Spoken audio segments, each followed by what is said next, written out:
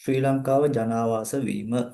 දැන් ශ්‍රී ලංකාව ජනාවාස වීම කියලා ගත්තට පස්සේදී මේ පාඩමේදී අපි දන්නවා දැන් ලංකාවට මුලින්ම මිනිස්සු ආවේ කවද්ද? ජනාවාස වෙනවා කියලා කියන්නේ මිනිස්සු හිටපු නැති තැනකට ගිහිල්ලා අලුතින්ම මිනිස්සු පදිංචි වෙන එක තමයි ජනාවාස වීම කියලා හඳුන්වන්නේ. දැන් ලංකාවේ මීට අවුරුදු 1,25,000කට කලින් මිනිස්සු හිටියේ නැහැ. ලංකාවට කොහොමද එතකොට මේ මිනිස්සු ආවේ? කොහෙන්ද ආවේ? කෙනෙක් ගැන අපි පොඩ්ඩක් හොයලා බලමු.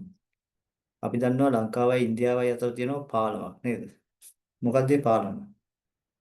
ලංකාවයි ඉන්දියාවයි අතර තියෙන පාලම මොකක්ද? සරේ මොකක්ද ඒකට කියන්නේ? සදකි. ලංකාවයි ඉන්දියාවයි අතර තියෙන පාලම මොකක්ද? ආදම්ගේ පාලම කියලා වැඩි වලින් හැදිච්ච දූපත් ටිකක් තියෙනවනේ. ඉතින් ඔය අ, වැලි වලින් හැදුණු ඒ දූපත් මීට අවුරුදු ලක්ෂයකට විතර කලින් ඒ ටිකේ මූර්ධ තිබුණේ නැහැ. ඒ ටිකේ තිබුණේ ගොඩබිම්. එතකොට ලංකාවට මුලින්ම ආපු හෝමෝ සාපියන් මානවයා ඉන්දියාවේ ඉඳන් ලංකාවට අ, පාගමනින් එන්නේ නැති කියලා තමයි විශ්වාස කරන්නේ. පළවෙනි ස්ලයිඩ් එක. ප්‍රාග් පූර්ව මුල් කියලා අපි හඳුන්වන්නේ මේ යුග තුන තමයි අපේ පාඩම තියෙන්නේ. එතකොට මොකද්ද මේ ප්‍රාග් කියලා කියන්නේ? අ, ප්‍රාග් ඓතිහාසික යුගය, පූර්ව ඓතිහාසික යුගය, මුල් ඓතිහාසික යුගය සහ ඓතිහාසික යුගය කියලා අපි ගන්න ඔය අනුරාධපුරේ පොළොන්නරුව නේද?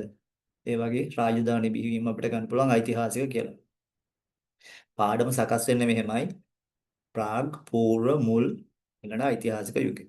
හරිද? දැන් ඔයාලට ওই පාඩමේ අ, වචන වලින් ගත්තොත් අර මුල් කියන එක තියෙන්නේ මේ තුන්වෙනියටනේ. ඉතින් අර සමහර ළමයිට ඒතර මුල් කියන එක ඇයි මුල් නම් මේක මුලට එන්න එපා. මෙතන මේ මුල් කියලා කියන්නේ සමහර ළමයිට පටලැවෙන හේතුව මම මේ කියන්නේ. හරිද? ඓතිහාසික යුගයේ මුල. මුල්. හරිද? ඓතිහාසික යුගයේ මුල තමයි මුල් ඓතිහාසික කියලා කියන්නේ. ඊළඟට ඓතිහාසික යුගයේ පෙර අවධිය. පූර්ව ඓතිහාසික. පැහැදිලිද? ඓතිහාසික යුගයේ පැරණිම අවධිය. ප්‍රාග් ඓතිහාසික යුගය. හරිද? තව විදිහකින් කිව්වොත් ප්‍රාග් කියලා කියන්නේ ලංකාවට මානවයා ආපු කාලෙම ගල් ගුහාවල වාසය කරා. ඊළඟට ඒගොල්ලෝ ගස් යට වාසය කරා. පූර්ව ඓතිහාසික කියලා කියන්නේ ඔන්න ගෙයක් හදාගෙන සාමාන්‍යයෙන් කුඩා ප්‍රමාණයේ ගෙයක් හදාගෙන කීප දෙනෙක් ඉන්න ගම්මානයක වාසය කරන එක තමයි පූර්ව ඓතිහාසික යුගය කියලා අපි කියන්නේ. ඒක තවදුරටත් දියුණු වෙනවා. මුල් ඓතිහාසික කියලා කියන්නේ වැවක් හදාගෙන සාමාන්‍ය ගමක් හදාගෙන නේද ජීවත් වෙන එක ගොවිතැන් කරනවා. ගමිකයෝ පරුමකවරුවම ඉන්නවා. ඓතිහාසික යුගය වෙනකොට රජවරුවම අපිට දකින්න ලැබෙනවා. පැහැදිලිද? ප්‍රාග් පූර්ව මුල් කියන එක ඔය ක්‍රමයට මතක තියාගන්න. ඓතිහාසික යුගයේ මුල, ඓතිහාසික යුගයේ පෙර, ඓතිහාසික යුගයේ ඈත අතීතම කාලය තමයි ප්‍රාග් කියලා කියන්නේ. හරි. තව විදිහකින් කිව්වොත් මෙන්න මෙහෙමයි. මේ තියෙන්නේ. දැන් මෙතනත් මම දක්වලා තියෙනවා කලින් ස්ලයිඩ් එකේ තිබුණු විදිහටම තමයි. දැන් හොඳට බලන්න මේකේ තියෙන විදිය. මේ තියෙන්නේ ප්‍රාග් ඓතිහාසික යුගය. හරි සරලයි. නේද? අපි ඒක ගමු මෙහෙම අදින්නේ නැතුව අපි ගමු මේ විදිහට. සරල විදිහට ජීවත් වුණා. ගස් යට වාසය කරා, ගල් ගුහාවල වාසය කරා. ඒක තමයි ප්‍රාග් ඓතිහාසික කියලා කියන්නේ. පූර්ව කියලා කියන්නේ ගම්මානවල ගම්මානයක් හදාගෙන පොඩියට. ඒ වගේ තමයි සතුන්ගේ දත්. ඒ වගේම තමයි යකඩ භාවිතාවට හුරු වෙන්නේ මේ කාලේ අවසානයේදී. මුල් කියලා කියන්නේ එතකොට වැව්වෙම හදාගෙන කුඩා වැවක් ආශ්‍රිතව ජීවත් වුණ කාලේ. අද දවසේදී අපි මේ කොටස් තුනක් තියෙනවානේ මේ කොටස් තුනෙන් අපි මුලින්ම ඔළුවට දාගන්න ඕනි මෙන්න මේ කොටස විතරයි. මෙන්න මේක තමයි අපි මුලින්ම ඔළුවට දාගන්න try කරන්නේ. හරිද? අපි උත්සාහ කරනවා මෙන්න මේ ප්‍රාග් ඓතිහාසික යුගය කියන්නේ මොකක්ද? ඒගොල්ලෝ ජීවත් වුණේ කොහොමද? එයාලා වැඩිපුර කන්න කැමති මොනවද? ඒගොල්ලෝ කියන්නේ මිය ගියාම තැන්පත් කරේ කොහොමද?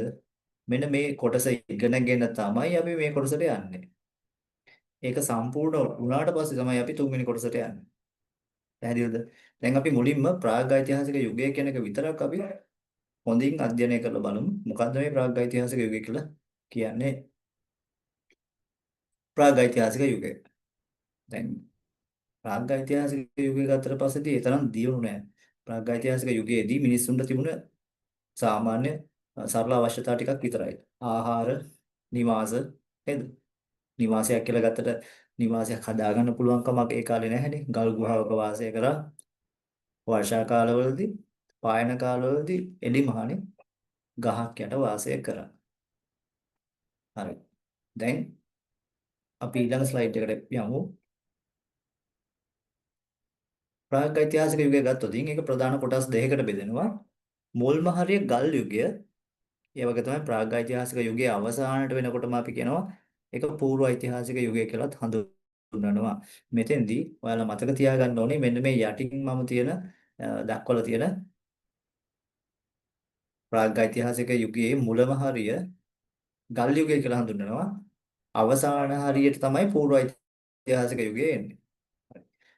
අර අ, දැන් මෙතන ඉන්න මේ දෙන්නම කාටුන් එහෙම බලනවද? කාටුන් බලනව නේද? සදකි. ඔව් සර්. ඔව්. දැන් අර තියෙනව නේද? මොකද්ද ගල්පාත ඒ වගේ චරිතයක් තියෙන කාටුන් එකක් තියෙනව නේද? මොකද්ද ඒ කාටුන් එක? ගිරිපුර ඇත්ත.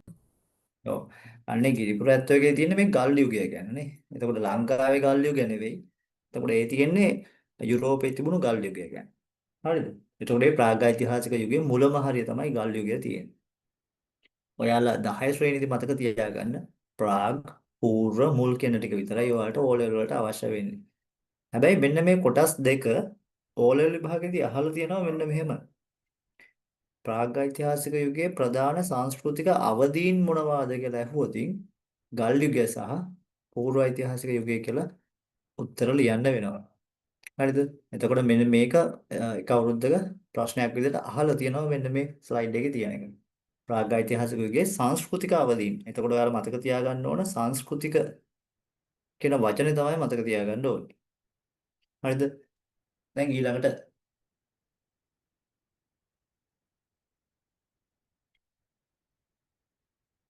ඔව්, ගල් යුගය කියන්නේ එතකොට අපි දන්නවනේ බොහොම අවශ්‍යතා සීමිතයි. හැබැයි පූර්ව ඓතිහාසික යුගය වෙනකොට මේගොල්ලෝ ගෙයක් හදාගෙන වගා කරගෙන ධාන්‍ය වගා කරගෙන වාසය කරපු ආකාරය තමයි දකින්න ලැබෙන්නේ.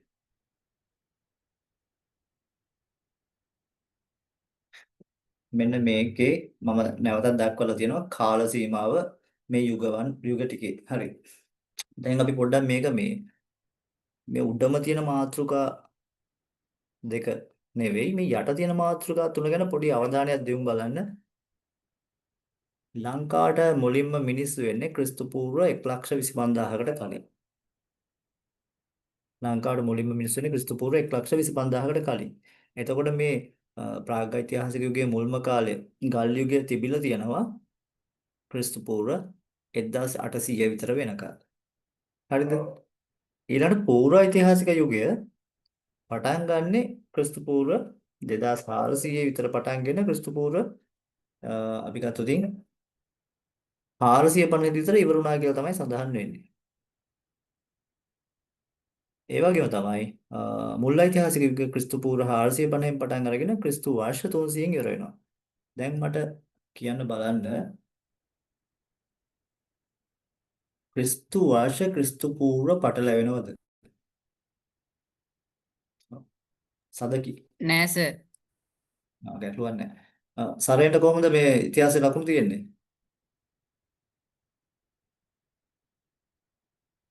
47යි සර්. 27යි නේ.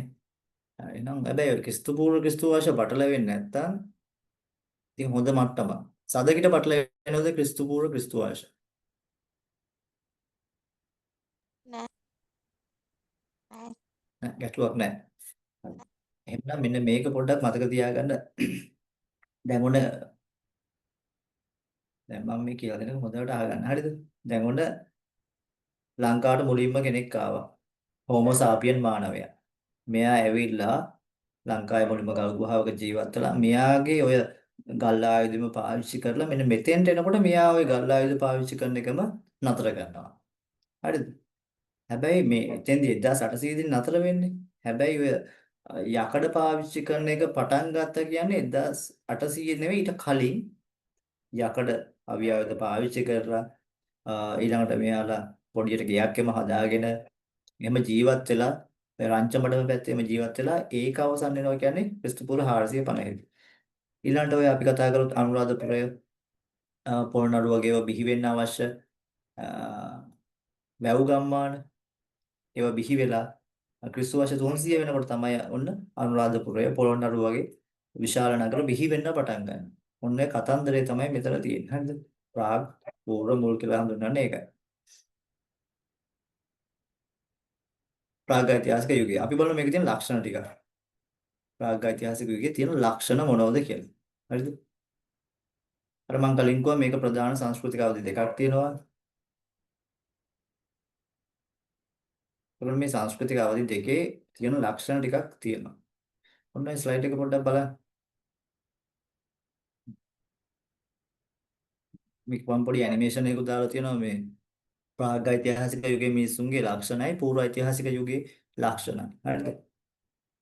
ඒ කියන්නේ ලංකාවේ මුලින්ම හිටපු අය වැඩිපුර කෑවේ ශාකමය ආහාරද මාංශමය ආහාරද? ලංකාවේ මුලින්ම හිටපු අය අපි කතා කරන මේ ප්‍රාග් ඓතිහාසික යුගයේ හිටපු අය වැඩිපුරම කෑවේ මාංශමය ආහාර. එතකොට මෙයාලට කෑම කද්දී මාංශමය ආහාර එහෙම වර්ග කරලා තෝරා ගැනීමක් තිබුණේ නැහැ. හරිද? එයාලට හිතන ඕනම මාංශමය ආහාරයක් ආහාරයට ගත්තා. දවසට කිලෝමීටර් 7ක් වගේ තමයි මේගොල්ලෝ ගමන් කරේ. ගල් මෙවලම් භාවිතා කරා. ගල් ලෙන් වල වාසය කරා වහින කාලවලදී. ඒ වගේම තමයි ගොඩාක් විශාල කාලයක් මේ ගල් යුගය නැත්නම් ප්‍රාග් ඓතිහාසික යුගයේ මුල් කාලය පැවතුණා.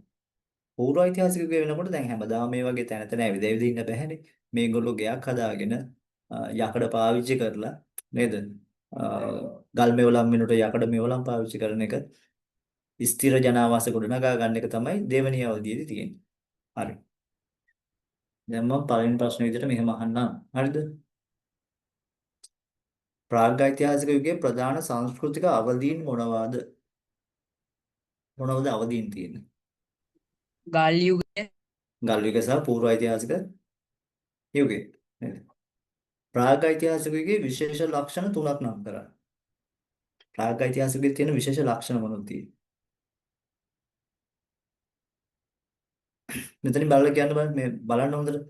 මේ වම් පැත්තේ තියෙන chart එකෙන් මට කියන්න විශේෂ ලක්ෂණ තුනක්. මොනවයි කරේ මේගොල්ලෝ ගල් මෙවලම් ගල් මෙවලම් භාවිතය ඊළඟට අනේ සහ ගල් ලෙන් වල වාසය කිරීම. ඔව් ගල් එන්න වාසය කරා මාංශමය ආහාර සඳහා වැඩි නැඹුරුවක් දැක්වීම. හරිද? ඔය දැන් මේ ඇනිමේෂන් එක දැක්කම පේනවනේ මේ මිනිස්සුන්ට වඩා ලොකුයි මේ මාංශමය ආහාර ප්‍රමාණය. එතකොට මෙයාට එහෙම තෝරා බේරා ගැනීමක් තිබුණේ නැහැ. සමහරවිට තලෝගයෙක් වෙන්න පුළුවන්, වඳුරෙක් වෙන්න පුළුවන්, ඉත්තෑව හාව ඕනම සතෙක්ව ආහාරයට ගන්නවා. සමහර සත්තු අපි මොනර වෙන්න පුළුවන් නේද? දැන් අපි ගත්තොත් ඔය ලංකාවේ පාහියන්ගල කියන ගල්ලෙනින් හම්බෙලා තියෙනවා වසර 38000කට කලින් සතුන් දඩයම් කරලා තියෙනවා. එතකොට ඒ වගේ සාධක හම්බෙලා තියෙනවා කියන්නේ මේ ගල් යුගයේ ගොඩාක් කාලයක් ලංකාවේ පැවතිලා තියෙනවා. උදාහරණ තමයි පාහියන්ගල. හරිද? දැන් ඔන්න සංස්කෘතික අවධි දෙක දන්නවා. ඒ වගේම තමයි ගල් යුගයේ තිබුණු ලක්ෂණ කීපයක් අපි දන්නවා. ලංකාව ජනාවාස කරපු මානවයෙක් නම මොකද්ද? හෝමෝ තාපිය, හෝමෝ සාපියන්. ඔව්. හෝමෝ සාපියන් තමයි ගල් යුගයේ ජනාවාස කරපු මානවයාගේ නම. දැන් හෝමෝ සාපියන් කියන මානවයා හරිද? දැන් ලංකාවේ මේ සෑහෙන කාලයක් ජීවත් වුණානේ. තාමත් ඉතින් අපිත් හෝමෝ සාපියන්ම තමයි නේද? එතකොට මේ හෝමෝ සාපියන් මානවයා ලංකාවට ආවේ මීට අවුරුදු කීයකට කලින්ද? වසර කීයකට කලින්ද? 25,000කට පෙර 1,00,000. 1,25,000 ඔව් 1,25,000කට කලින් ආවා. එතකොට මෙයාගේ ප්‍රධාන ක්‍රම දෙකක් තිබුණා ආහාර හොයාගන්න. මොකක්ද ඒ ක්‍රම දෙක? දඩයම් කිරීම, ඔව් දඩයමින් සහ තැන තැන ඇවිදිමින් තමයි මෙයා ආහාර හොයාගත්තේ. දැන් මම මෙතන මේ පොඩි ඇනිමේෂන් එකක් මේකට එකතු කරේ.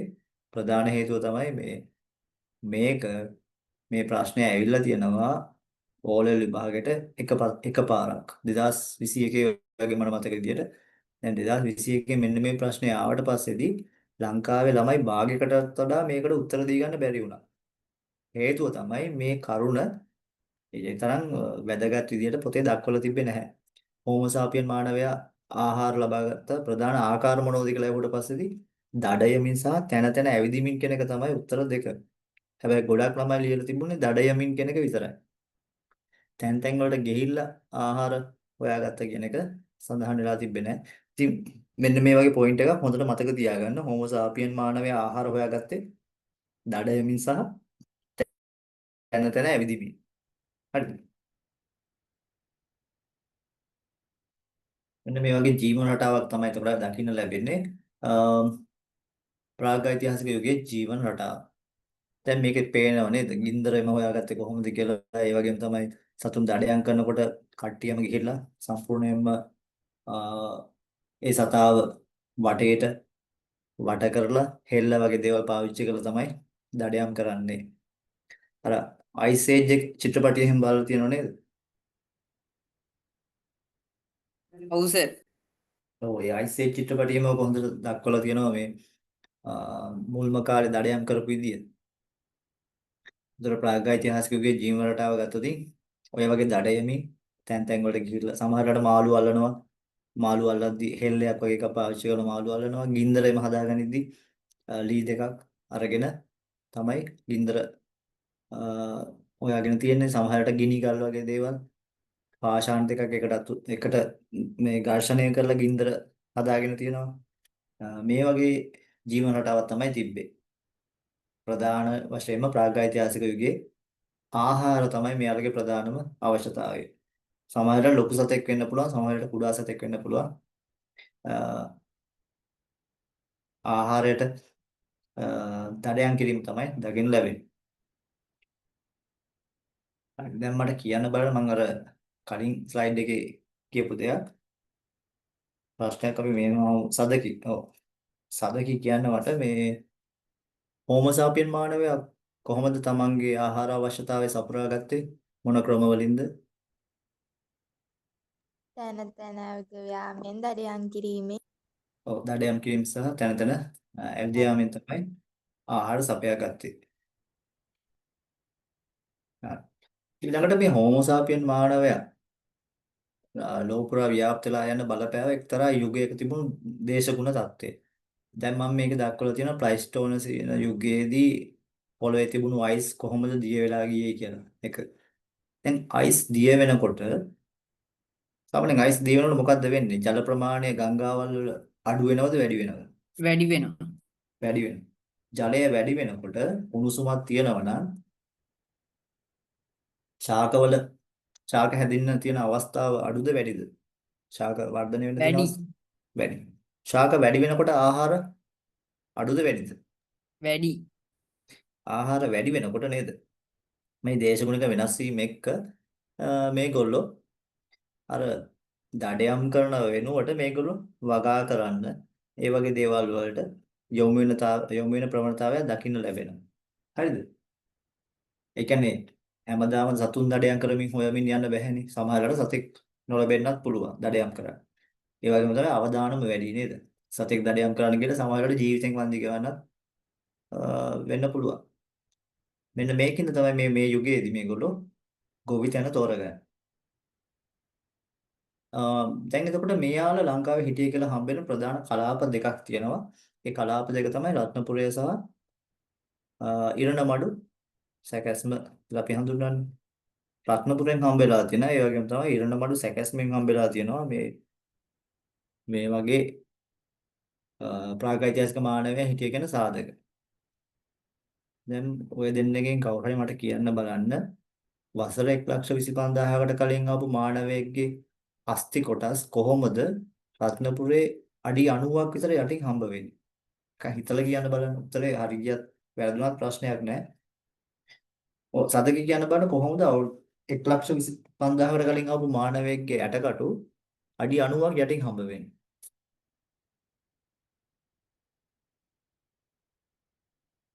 මම අයිඩියා එකක් තියද? කොහොමද මේක මෙහෙම මෙච්චර යටට ගියේ කියලා. සරෙන්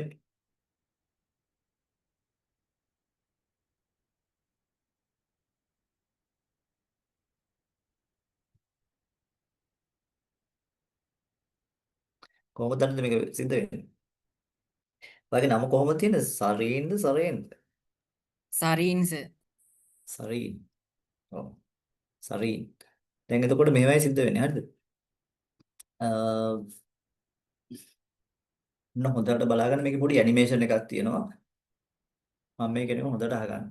හරිද? රත්නපුරේ සහ ඒ වගේම තමයි යාපනයේ පැත්තේ මේ ගල් යුගයේ සාධක තැන්පත් වෙන්නේ ක්‍රම දෙකකට. දැන් සරීන්ලයි ඉස්කෝලේ තිබුණද ස්පෝර්ට් මීට් එකේම තිබ්බද? තිබ්බා සර්. ඔව්. ඔයාලා ග්‍රවුන්ඩ් එකේ හිතන්නකෝ ඔයාගේ මොනවා හරි දෙයක් මොනවා හරි අපිටම පොඩි කාසියක් කියලා කිව්වොත් මොනවා හරි කාසියක් ග්‍රවුන්ඩ් එකේ වැටෙනවා. ඊළඟට ස්පෝර්ට් මීට් එක ඉවර වෙනකොට දවස් ටිකේ හොඳටම වියලි කාලගුණයක් තිබ්බනම් අර කාසිය උඩ තැම්පත් වෙන්නේ මොනවද? දූවිලි. දූවිලි. අවුරුදු දහස් ගාණක් ගියොතින් දූවිලි කොච්චර ප්‍රමාණයක් තැම්පත් වෙන්න පුළුවන්ද? අඩි ප්‍රමාණයක් තැම්පත් වෙන්න පුළුවන් නේද? ඔව් සර්. අන්න ඒක තමයි යාපනයේ ප්‍රදේශයේ ඉරණමඩු සැකස්ම කියලා කියන්නේ. තේරුණාද? එතකොට අඩි 45ක් විතර යටින් හම්බ වෙනවා යාපනයේ පැත්තේ ප්‍රාග්-ඓතිහාසික මානවය පාවිච්චි කරපු ගල් මෙවලම් සහ එයාගේ ඇටකටු. හරිද? දැන් ඊළඟ ප්‍රශ්නය. රත්නපුරේ කොහොමද ප්‍රාග්-ඓතිහාසික මානවයේ ඇටකටු මේ ගොඩක් යටින් හම්බ වෙන්නේ? හරි. ඒක අපි මෙහෙම මතක තියාගමු. සදකේ කියන්න බලන්න මේ රත්නපුර පැත්තේ වැඩිපුර කඳු තියෙද නැද්ද? කඳු තියෙනවනේ. මේ ඔව්. කඳු වල ගල් ගුහා තියෙනවනේ. ඔය ගල් ගුහාවක ඉන්නවා මානවයෙක්. මීට අවුරුදු ගානකට කලින්. අවුරුදු ලක්ෂයකට විතර කලින්. මේ ගල් ගුහාවේ ඉඳලා මෙයා මිය යනවා. මිය ගියාට පස්සේදී එනවා අධික වර්ෂා කාලයක්. අර ගල් ගුහාවේ සමහර වෙලාවට පස බුරුල් වෙලා මේ අස්ති කැවලිත් එක්කම මේව සෝදගෙන ඇවිල්ලා තැම්පත් වෙනවා පහළ කන්දේ යට. අවුරුදු ගාණක් මෙහෙම වර්ෂාව ලැබිලා පස් සෝදගෙන ඇවිල්ලා තැම්පත් වෙනවනේ. අන්න ඒ ක්‍රමයට තමයි මැණික් පතල් වලින් මේ ඇටකටුවෙම හම්බ වෙන්නේ. එතකොට අඩි 90ක් විතර යටින් තමයි එයාලගේ අස්තිය හම්බ වෙන්නේ. අපි බලමු ඇනිමේෂන් එක. ඔය තියෙන රත්නපුර ප්‍රදේශයේ තියෙන ඔව්, මෙන්න මෙහෙම හිතන්නකො. මෙන්න මේ ගල් ගුහාවේ හිටිය කියලා හිතන්නකො මානවේ. හරිද? මානවෙක් හිටිය කියලා හිතන්න. දැන් ඔන්න රත්නපුර පැත්තේ හොඳටම වහිනවා. වහිනකොට ඒ උඩ කොටස සෝදගෙන යනවා. සෝදගෙන ගිහින් තැම්පත් වෙනවා පල්ලෙහා කොටසේ. එතකොට ගල් මෙවලම් හා අස්ති කොටස් අඩි 90ක් විතර යටින් තමයි අපිට වර්තමානයේ හම්බ වෙන්නේ. වර්තමානයේ ගිහලා මැණික් පතලක් එම හාරනකොට තමයි මේ අස්ති කොටස් හම්බ වෙන්නේ. පැහැදිලිද? දැන් මම මෙහෙම කිව්වම ඔයාලට තේරෙන්නේ නැති කියලා මම හිතනවා. ඊළඟට දැන් ඉරණමඩු සැකස්ම කියන්නේ මෙන්න මේ ලංකාවේ වියලි කලාප දෙකේම අර මම අර කලින් කිව්වේ අර මෙයාලගේ ස්පෝර්ට් මීට් තියෙන කාලෙදී දූවිලි වලට නිසා ඒ අර කාසිය තැම්පත් වුණා වගේම අස්ති කොටස් වියලි කාලගුණ තත්ත්වයක් යටතේ දූවිලි වලින් වැහෙන්න පුළුවන් ආය වර්ෂා කාලයකදී රොන් මඩ එන්න පුළුවන් නැවතත් දූවිලි එන්න පුළුවන් ඒ වගේ තැම්පත් වෙන්න පුළුවන් ටිකක් යටින්. ඔය ඉරණමඩු සැකස්ම කියන්නේ මෙන්න මේ රතු පාටින් දක්වලා තියෙන ප්‍රදේශෙත් මිනිසුන්ගේ අස්ති කොටස් තැන්පත් උනේ මේ ක්‍රම දෙක. හරි. දැන් මම ප්‍රශ්නයක් මෙහෙම අහන්නම්. ශ්‍රී ලංකාවේ ප්‍රාග්ඓතිහාසික මානවයාගේ පිළිබඳ සාධක හමු වෙති ප්‍රධාන ප්‍රදේශ මොනවාද? මොනවායි ප්‍රධාන ප්‍රදේශ තියෙන්නේ? රත්නපුරේ සහ හිරටමඩු සැකැස්ම. රත්නපුරේ සහ රත්නපුරේ මැණික් පතල්. හරිද? ඊළඟට ඉරණමඩු සැකැස්ම ගන්න පුළුවන්. යාපනයේ ඉරණමඩු සැකැස්ම කිව්වනම් හරි. මොකද ඉරණමඩුව කියන්නේ මෙන්න මෙතන. මෙන්න මේ හැරට තමයි ඔය පාට පේන්නේ නැහනේ. වෙන පාටක් ගමු. මෙන්න මේ හරිය තමයි ඉරණ මඩුව කියලා කියන්නේ. එතකොට එතනින් හම්බෙලා තියෙන හින්දා තමයි මේ ප්‍රදේශයටත් ඒ වගේම මේ පහළ තියෙන ප්‍රදේශයටත් මේ තැන් දෙකටම ඉරණ මඩුව කියලා කියන්නේ අර යාපනයේ ප්‍රදේශෙන් හම්බුණ නිසා එකම වගේ දේශගුණික ලක්ෂණ තියෙන හින්දා තමයි මේ ඉරණ මඩු සැකස්ම කියලා කියන්නේ. ඔන්න ඉරණමඩු සැකැස්මේ තැන්පත් වුණු විදිහත් අපි බලමු. ඔව්. දැන් මේ කොටසේ තියෙන දූවිලි ටික ගිහිල්ලා තැන්පත් වෙනවා පොළවේ. කාදනය වෙලා ඒ පස් ටික කාදනය වෙලා ගිහිල්ලා වැලි හරි නේද? ඒ වගේ දේවල් කාදනය වෙලා තමයි තැන්පත් වෙන්නේ. අධික හිරු රශ්මිය තමයි මෙතනදී බලපාන්නේ. අඩි 45ක් විතර යටින් ඔය හම්බන්තොට පත්‍රාජවැල ඒ වගේ තමයි යාපනයේ ඉරණමඩුව වගේ ප්‍රදේශවල බූන්දල වැල්ලේගංගොඩ ප්‍රදේශය වගේ ප්‍රදේශවලින් තමයි මේ වගේ සාධක හම්බෙලා තියෙන්නේ. ගල්මෙවලම් එතකොට අර රත්නපුරට වඩා ටිකක් රත්නපුර තියෙන අඩි 90ක් විතර යටනේ. මේක අඩි 45ක් විතර යටින් තමයි මේ සාධක හම්බෙලා තියෙන්නේ. ඉරණමඩු සැකැස්ම ඊළඟට විවිධ දේශගුණික කලාපවල ව්‍යාප්තිය ගත්තොත් මේ ප්‍රාගෛතිහාසික මානවයා කියන එක තැනක ඉන්න පුළුවන් කෙනෙක් නෙවෙයි. එයා තැනින් තැනට ගමන් කරනවා. සාමාන්‍යයෙන් තැන් වල ගමන් කරන්නේ තමන්ගේ අවශ්‍යතාවය හින්දානේ. ප්‍රධානම දේ තමයි ආහාර. ආහාර නැති වුණාට පස්සේ මෙයා මුළු ලංකාව පුරාම ගමන් කරනවා. ඔය සමහර වෙලාවට අපිට උනත් මේ ප්‍රශ්නේ තියෙනව නේද? ලුණු හරි අපි තුමු මොන හරි ගෙදර කෑම ටික දවසක් ආවට පස්සේ අපිට තුන කඩෙන් හරි මොන හරි කෑම එකක් ගෙනල්ලා කන්න ඕනි කියලා හිතනවා නේද? ඒ කියන්නේ අර විවිධත්වය හොයනවා. ඉතින් ওই ලක්ෂණය ඉතින් අතීතෙත් තිබුණා. ප්‍රාග්ෛතිහාසික මානවයෙක්ගෙත් මේ ලක්ෂණය තිබුණා. අපි බලමු මේ දේශගුණික කලාප ටික. පළවෙනි එක. ඔන්න ඔයාලා හොඳට මේක ටික ගණන් කරගන්න කලාප කීයක් තියෙද කියලා. අර්ධ ශුෂ්ක කලාපය දෙවෙනි එක. පහත රට වියලි කලාපය. හොඳට බලන්න පහත රට වියලි කලාපය කිව්වට පස්සේදී ත්‍රිකුණාමලය අනුරාධපුරය නේද? පොළොන්නරුව, අම්පාර, මොනරාගල ඒ වගේ ප්‍රදේශ අයිති. පහත රට අතරමැදි වියලි කලාපය. කුරුණෑගල වගේ පැති ඒ වගේම තමයි මේ පැත්තෙන් ගත්තොත් බදුල්ල දිස්ත්‍රික්කය ඇඹිලිපිටිය පැත්තේ යම් කොටසක් වගේ අයිති වෙනවා. මෙතෙන්දී අපි දන්නා හලාවත පැත්තත් අයිති වෙන්නේ පහත රට අතරමැදි වියලි කලාපයට. ඒ කියන්නේ ගොඩක්ම වියලි නැහැ. හැබැයි වියලි අතරමැදි වියලි කලාපයටයි අයිති වෙන්නේ. තෙත් කලාපය. කොළඹ ගාල්ල මාතර නේද? මහනුවර නුවරඑළිය ඒ වගේ ප්‍රදේශ අයිති වෙනවා. කඳුකර වියලි අතරමැදි කලාපය කියන්නේ අපි ගත්තොත් බණ්ඩාරවෙල මේ පැත්ත අයිති වෙනවා. ඒ වගේම තමයි රාවණෑල්ලම තියෙන්නේ. ඒ ප්‍රදේශ අයිති වෙනවා. F කියලා කියන්නේ එතකොට යාපනය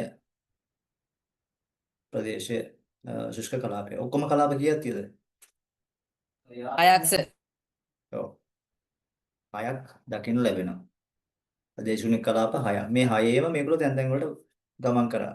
වියලි කාලවලදී වියලි කලාප දැන් අපි තුමු තෙත් කලාපය කියලා මේ කොළ පාට තියෙන ප්‍රදේශ ගොඩක් වහිනවා නම් මෙයාලා වියලි කලාපයට යනවා.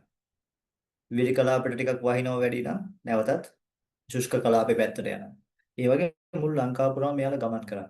ලුණු මදි වගේ නම් මෙයාලා පොඩක් මූදායිනට ගිහිල්ලා බෙල්ලෝ ඉන්නවනේ බෙල්ලෝ වගේ දේවල් ආහාරයට අරගෙන තියෙනවා. කලාප ටික මතක තියාගන්න. හරි. ඊළඟට මේ තියෙන බුලත් සිංහල පාහියන්ගල ලෙන. මේ ලෙනෙන් හම්බෙලා තියෙනවා ප්‍රාග්ඓතිහාසික මානවයා වාසය කරා කියන සාධක බුලත් සිංහල පාහියන්ගල ලෙන. එතකොට මේ ලෙනේ මේ යුග කීපයකට අය සාධක හම්බෙලා තියෙනවා. හරි. දැන් ඕක ඔහොම කිව්වට සමහර වෙලාවට පැහැදිලි වෙන්නේ නැහැ. අපි මෙහෙම කල්පනා කරමු.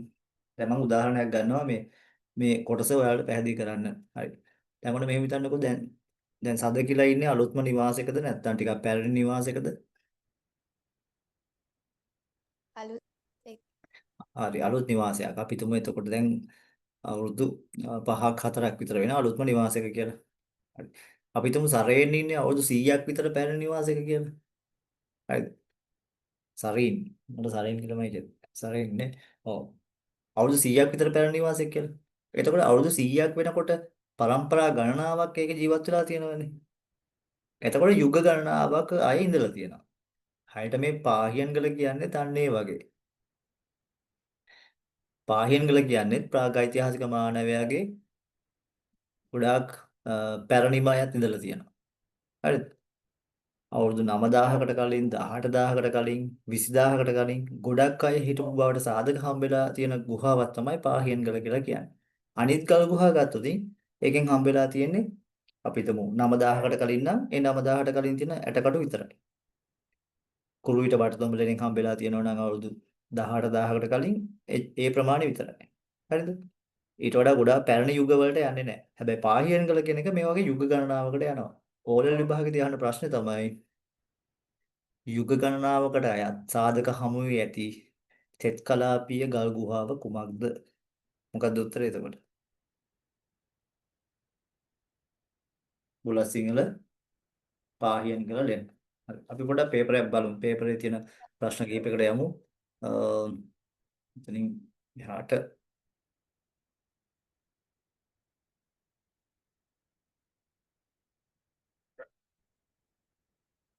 හරි. මේක පැහැදිලිව පේනවද පේපර් එක? ඔව් සර් පේනවා. හරි. අංක 1ට මොකක්ද උත්තරේ?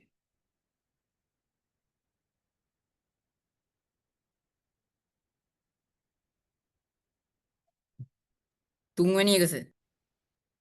වසර 1,25,000කට පෙර කියන එක තමයි උත්තරය වෙන්නේ නේද? අංක 2 සාහිත්‍ය මගින් සාහිත්‍ය මූලාශ්‍ර මගින් විස්තර කරන අතීත කාලය ආරම්භයට පෙර තිබූ යුගය පොදුවේ හැඳින්වෙන්නේ කුමන් නමින්ද? උත්තරේ අංක කීයද? අංක 2 සර්. අංක 2.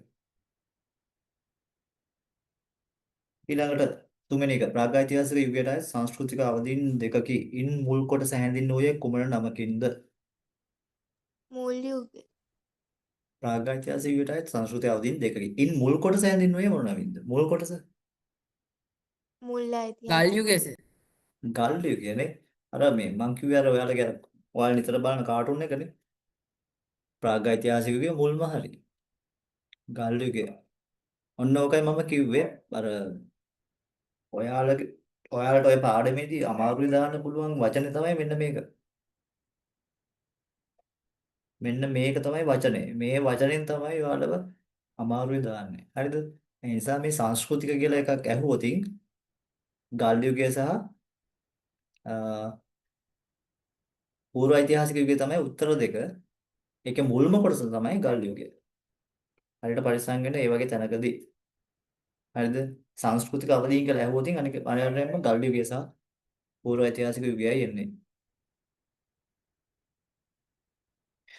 ඊළඟට අපි බලමු හතරවෙනි එක. ශාක ආහාර මත වැඩි නැඹුරුවක් පැවති ස්ථිර ජනාවාස ආරම්භ වූ කාල පරිච්ඡේදය හැඳින්වුවේ කුමන නමකින්ද? මොන නමින්ද හැඳින්වුවේ? පූර්ව ඓතිහාසික ශාක ආහාර මත වැඩි නැඹුරුවක් පැවති ස්ථිර ජනාවාස ආරම්භ වූ කාල පරිච්ඡේදය හැඳින්වුවේ පූර්ව ඓතිහාසික යුගය නමින්. ඔව් සදකිට එක තේරුණාද? ඔව් සර්. පැහැදිලිද? මෙතන කියන්නේ අර ප්‍රාග්-ඓතිහාසික යුගයේ වගේ වැඩිපුර තැන් තැන්වල ඇවිදිමින් සතුන් ආහාරයට ගනිමින් ජීවත් වෙනවට වඩා වගා කරලා නේද මොනවා හරි වගා කරලා එකෙන් ආශ්‍රයයක් ලැබිලා එක තැනකට වෙලා කාලය ගත කරන්න හැකියාව ලැබෙන්නේ පූර්ව ඓතිහාසික යුගයේදී. 5. ශ්‍රී ලංකාව ජනාවාස පිහිටුණු ලැබුවේ කුමන මානවයා විසින්ද? හෝමෝ සාපියන් මානව. හොමෝ සාපියන් මානවයා.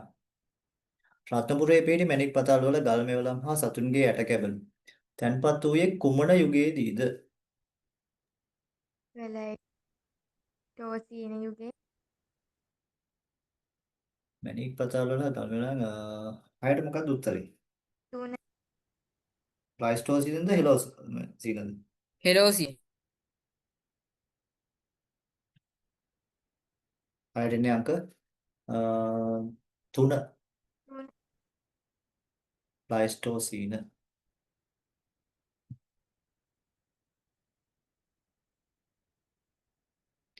ඊළඟට 7. ගල් යුගයට ප්‍රජාව ශ්‍රී ලංකාවේ ප්‍රධාන පාරිසරික කලාප කීයක ජීවත් වුණාද? 6ක. 6ක්. ඒ 6 මතකයිද? ඔව් සර්. සතකි පොඩ්ඩක් කියමුකෝ බලන්න 6න් ඔයාට පුළුවන් ප්‍රමාණයක් කියනවා. අර්ධ ශුෂ්ක කලාපය, පහත රට වියලි කලාපය, පහත රට අතරමැදි කලාපය, තෙත් කලාපය, ශුෂ්ක කලාපය. දැන් සතකීගේ ලකුණු ප්‍රමාණය කීයද කිව්වේ 50 ගානයිද? 56. ඉතින් ඔයාගේ ලකුණු එහෙම අඩු වෙන හේතුව මොකද්ද? දැන් ඔයා දැන් හොඳට කියනවනේ මතකෙන්. මොකද්ද බලපාපු හේතුව? පාඩම් කරේ නැද්ද? නෑ හරියට ඔව්. හැබැයි මේ චෝඩා ලකුණු වැඩි වෙන්න ඕනේ නේ. සරින් ආස ඔයාගේ ලකුණු ඔය එච්චර අඩුනේ මොන හේතුවින්ද? දෙවෙනි කොටස ලිව්වේ නැහැ සර්. දෙවෙනි කොටස ලිව්වේ නැහැ. පළවෙනි කොටසෙන් විතරයි. ඔව් සර්. ආ. හැබැයි ඔය හිතනවට වඩා දෙයක් කරන්න පුළුවන්. හරිද? මොකද මේ ඔය ලකුණු වෙන්න බෑ ඔයාලගේ. ඊට වඩා දෙයක් කරන්න පුළුවන්. ඊළඟට දැන් අපි කතා කරේ යුග ගැන. සරින් කියන බලන්න මේ කලාප ටික දේශගුණ කලාප 6 කියන බලන්න පිළිවෙලට. අර්ධ ශුෂ්ක කලාපය, හ්ම්. පහත රට වියලි කලාපය, පහත රට අතරමැදි වියලි කලාපය, කඳුකර වියලි අතරමැදි වියලි කලාපය, තෙත් කලාපය, ශුෂ්ක කලාපය. ඔව් මතකයි නේ. මොනවද දෙයක් කරගන්න පුළුවන් දේශගුණ කලාප ටික ඇහුවොතින්. පොතාන අලිගල පිදුරංගල පිහිට ඇත්තේ කුමන දේශගුණික කලාපයේද කියලා අහනවා. දැන් මම මේක කියලා දුන්නේ නැහැ. දැන් කියලා දීපු නැති එකකින් ප්‍රශ්න අහන්න බෑනේ. ඒ නිසා මම මේක කියලා දීලා එතනින් එහාට ඒ ප්‍රශ්න ටික යනවා. හරිද? හරි. බුලත් සිංහල පාහියන් කරලා එන වගේ දේවල් අපිට දකින්න ලැබෙනවා. පාහියන් කළ කියන්නේ මීට අවුරුදු 38000කට කලින් තමයි වාසස්ථානයක්ව පැවතුනේ. ඔයාලට ඕලෙවල් විභාගෙදී ඇහුවොතින් හරිද? තෙත් කලාපයේ පැරණිම නැත්නම් තෙත් කලාපයේ තියෙන යුග ගණනාවකටම අයත් ගල් ගුහාව මොකක්ද කියලා ඇහුවොතින් පාහියන් ගල. එතකොට මේ පාහියන් ගල කියන නම ලැබෙන්නේ පාහියන් කියන භික්ෂුන් වහන්සේ ලංකාවට වැඩම කරලා ශ්‍රී පාදයට යන අතරමඟ ටික වෙලාවක් නතර වෙලා ඉඳලා තියෙනවා මේ ගල් ගුහාවේ. ඒකයි මේකට පාහියන් ගල කියන නම ලැබෙන්නේ. හරි. දැන් ඔන්න අපි කතා කරා මේක අවුරුදු 38000 පැරණි කියලා. ඔයාලගේ පොතේ තියෙන 38000 හැබැයි අලුත්ම වාර්තා වලට අනුව මේක 40000 කියලා සඳහන් වෙනවා. උත්තරේ ලියන්න O level වලට ලියන්න 38000 කියලා. හැබැයි මතක තියාගන්න ඊටත් වඩා මේක පැරණි. ජනාවාස වල මූලික ලක්ෂණ ගත්තොතින් මෙයාලා වැඩිපුර වාසය කරේ පහතරට වැසි වනාන්තර, වියලි කලාපේ වනාන්තර. ඔය ලුණු එම මදි වගේ නම් මුහුදු බඩ කලපු වලට ගිහිල්ලා බෙල් එක්කම අල්ලගත්තා. විල්ලු මොනවද විල්ලු කියන්නේ? සදකි මොනවද විල්ලු කියන්නේ? දන්නවද? විල්ලු කියන්නේ ඔය වැස්සට පස්සේ වතුර පිරෙනවනේ. ඔව්. වැස්සට පස්සේ වතුර පිරෙන පොඩි පොකුණු වගේ පොඩි පොඩි ජලාශ වගේ තියෙන විල්පත්තුව කියලා කියන්නේ ඒකනේ. විල්පත්තුව කියන්නේ වර්ෂා ජලය වගේ රැස් වෙලා තියෙන විශාල ප්‍රදේශයක්. විල්ලු කියන ඒ වගේ ප්‍රදේශවලත් මෙයාලා හිටියා. කඳුකර තනබිම් වල ඔය හෝටන් තැන්න වගේ ප්‍රදේශවලත් මෙයාලා ගිහිල්ලා ගෝන් වගේ සතු දඩයන් කරලා තියෙනවා. ඒ වගේ තමයි මෙයාලා දැන් ඔය ජනාවාසවල මූලික ලක්ෂණ ගැන කතා කරද්දී මෙයාලා වැඩිපුර කැමති උනේ ජලය ලබා ගන්න පුළුවන්. හදිස්සියට ගල් මෙවලමක් හදා ගන්න පුළුවන් පාෂාණෙම තියෙනවනම් ඔය වගේ තැන්වල තමයි මෙයාලා වාසය කරේ. හරිද? ඒ කියන්නේ සතෙක් දඩයන් කරන්න හෙල්ලයක් හදා ගන්නවා නම් ඒ හෙල්ලයට අවශ්‍ය පාෂාණ එම තියෙන තැනක් තමයි බොහෝ වෙලාවට මේගොල්ලෝ යොදාගත්තේ. වාසය කළ ස්ථාන වියලි කාල ගුණයක් පවතින කාලවලදී එලිමහනේ වර්ෂාවත් වෙන කාලවලදී ගල් ගුහාවල තමයි මේගොල්ලෝ වාසය කරපු ස්ථාන විදිහට හඳුනගන්න ලැබෙන්නේ. හරි. දැන් මම මෙන්න මේ ස්ලයිඩ් දෙකෙන් අහනවා මෙහෙම ප්‍රශ්නයක්. හරිද? ප්‍රාග්ධෛතිහාසික මානවයා වැඩිපුරම ජීවත් වෙන්න කැමති උනේ මොන වගේ තැන්වලද?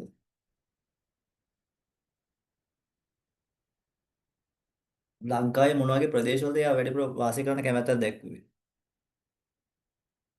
යාපනය ප්‍රදේශ වියලි කලාප. වියලි කලාපෙත් නෑ. මෙන්න මේ උත්තර ටික පොඩ්ඩක් බලන්න. ජනාවාස වල මූලික ලක්ෂණනේ. එතකොට මෙයාලා වැඩිපුර වාසය කරන්න කැමති උනේ පහතරට වැසි වනාන්තර. හරිද? ඒ කියන්නේ ඔය ගත්තොත් පාහියන් ගලේම තියෙන්නේ පහතරට වැසි වනාන්තරවල. වෙලි කලාපීය වනාන්තරවල. ඒ කියන්නේ අනුරාධපුරේ පොළොන්නරුව වගේ පැතිවල තියෙන කැලෑවලත් මෙයාලා වාසය කරලා තියෙනවානේ. මුහුදු බඩ කලපු ගත්තොත් හම්බන්තොට වගේ පැතිවල වාසය කරලා තියෙනවා. කඳුකර තනබිම් හෝල්ටන් තැන්න වගේ ප්‍රදේශවලත් වාසය කරලා තියෙනවා. අපි දැන් ඊළඟට කතා කරනවා මෙයාලා හිටපු තැන් ගැන. ජනාවාසවල මූලික ලක්ෂණ කියලා ගත්තට පස්සේදී අ, මෙතෙන්දී ඔයාලා මතක තියාගන්න ඕනේ මේ ප්‍රාග්ඓතිහාසික යුගයේදී එයාලා ගල් මෙවලම් හදන්න පුළුවන් පාෂාණ තියෙනවා නම් ජලය තියෙනවා නම් ඒ තැන්වල තමයි මෙයාලා වාසය කරේ. ඔව්. මෙන්න මේ ටික කටපාඩම් කරන්න වෙනවා. ඇයි එහෙම කියන්නේ? මේක පොඩ්ඩක් කටපාඩම් කරගන්න වෙනවා කියන්නේ මේ ටික පාඩම් කරා කියන්නේ ඒ ළමයට ලකුණු 5ක් විතර ෂුවර්. අනිවාර්යයෙන්ම ඒක විභාගෙට මේ ටික එනවාමයි. කොහොමද දන්නවද මේ ටික මතක තියාගන්නේ? හරි. පළවෙනිට මතක තියාගමු මෙහෙම. ප්‍රාග්ඓතිහාසික මානවයා මේ තෙත් කලාපේ සර් ඉන්නේ ප්‍රදේශ නැති. මතක තියාගන්න ඕනද? ඔව් ප්‍රදේශ ටික මතක තියාගන්න විදිහ මම කියලා දෙන්නම්. ප්‍රදේශ ටික මතක තියාගන්න වෙනවා. හරිද? මුලින්ම මතක තියාගමු අපි මේකේ ප්‍රදේශ ටික ඕනේ නැහනේ. බෙරළාශ්‍රිත එලිමහන් කඳවුරු පහතරට තෙත් කලාපීය ලෙන් පහතරට වියලි කලාපීය ලෙන් පහතරට තෙත් කලාපීය එලිමහන් කඳවුරු. ඒ මොකක්ද නේද කියන්නේ? තෙත් කලාපේ තියෙන ගහක් යට. හරිද? ඒක තමයි පහතරට තෙත් කලාපීය එලිමහන් කඳවුරු කියන්නේ. ඊළඟට කඳුකර එලිමහන් දඩයම් ස්ථාන කියන්නේ ඔය හෝර්න් තැන්න වගේ තැන්වලත් ගිහලා මෙයාලා ගෝන්නු වගේ සතු දඩයම් කරලා තියෙනවා. හරි. මුලින්ම මතක තියාගන්න පුළුවන් ද ප්‍රදේශ ටික නැතුව ඔය මේ කලාප ටික මම විනාඩි 2ක් විතර දෙන්නම්. මෙන්න මේ ටික මට පොඩ්ඩක් කටපාඩමින් කියන්න ඕනේ. හරිද? ඔන්න ඔය ටික විතරක් මට කියන්න ඕනේ කටපාඩම. පුළුවන්ද? පුළුවන් සර්. හරි. සදකි පුළුවන්ද? පුළුවන්. හරි. එහෙනම් අපි බලමු දැන් ඔය ටික කටපාඩම් කරලා ඉන්නේ ඔයාලා. හරි. මට කියන්න අංක 1. මොකක්ද අංක 1? පහතරට වැසි වනාන්තර නෑ. වෙරළාශ්‍රිත එලිමහන්. බේරලාශිත එලිමහන් කඳවුරු. මම මේක පොඩ්ඩක් කියලා දෙන්නම් මෙහෙම හරිද? බේරලාශිත. හරිද? මම මේක ඇඳලා පෙන්නන්න. හරි. මෙන්න මෙහෙම ගත්තොත් මේ හරිය මුහුද තියෙනවා. හරිද? ඔය ටිකේ මුහුද කියන්නේ. ඊළඟට මේ හරිය තියෙනවා මෙහෙම මෙහෙම ගහක්. හරිද? අන්න ඔය හරිය ඉන්නවා මානවයෙක්. හරිද? ඔන්න ගහක් යට ඉන්නවා මානවයෙක්. එතකොට මෙයා ඉන්නේ කොහෙද? පහතරට බේරලාශිත. හරිද? මේ හරිය අපි ගමුකෝ මේ ඔය හම්බන්තොට බූන්දල වගේ ප්‍රදේශයක් කියලා. එතකොට මෙයා ඉන්නේ අපි ගත්තොත් මෙයා ඉන්නේ පහතරට වෙරළාශ්‍රිත මේ මූදයි නෙමෙයි මේ ටික මූදයිනේ වෙරළාශ්‍රිත එලිමහන් වාසස්ථානයක තේරුණාද මම කියපු එක හරිද අංක 1 මොකද්ද පහතරට වෙරළාශ්‍රිත එලිමහනේ තමයි මෙයා ඉන්නේ දැන් ඔය ලංකාවට එනවනේ නේද පිටරටවල වලින් ඔය විදේශිකයෝ ඒගොල්ලොත් ඇවිල්ලා ගොඩාක් වෙලාට ඉන්නේ පහතරට එලිමහන් වාසස්ථානවලම තමයි නේ බීච් එකයි නෙමෙයි ඉන්නව දැකලා තියෙද ඔව් සර්. ඔව් අන්න ඒ වගේ තමයි. එතකොට එයාලා වර්ෂා කාලේ වැඩි නම් එයාලා ඔය හම්බන්තොට බූන්දල වගේ පැති වලට ගිහිල්ලා එයාලා බෙල්ලෝ වගේ සත්තු අල්ලගෙන ආහට ගන්නවා. හරි. මොකද ඒක කොහොමද අපි මේක මතක තියාගන්නේ? පහතරට එලිමහන් නැත්නම් පහතරට වෙරළාශ්‍රිත එලිමහන් වාසස්ථාන. ඔය අංක 1. අපි ඒක බලමුද පොඩ්ඩක්? ලංකසිටිය මැන්ද ඔන්න හම්බන්තොට ප්‍රදේශය මිනිහාගල් කන්ද පතිරාජවැල බූන්දල වෙරළාශ්‍රිත එලිමහන් කඳුරු නැත්නම් පහතරට වෙරළාශ්‍රිත එලිමහන් කඳුරු කියලා කියනවා. මේ ස්ථාන තුන මතකයට දාගන්න පුළුවන්ද? පුළුවන්. පුළුවන් සර්. පුළුවන් නේ දැන් ගැටලුවක් නැහැ. හරි අපි ටික ටික මේක මතකයට දාගමු. නායි කියනවා. පළවෙනි එක මොකද්ද? මිනිහා ගල් කන්ද. ඊළඟට පතිරාජ වෙල උන් බූන්දල. දැන් මේ ස්ථාන තුනට මොකද්ද කියන නම? පහතරට වෙරළාශ්‍රිත එලිමහා වාසස්ථාන. හරි. දැන් උන අපිට එකක් පුළුවන් නේ.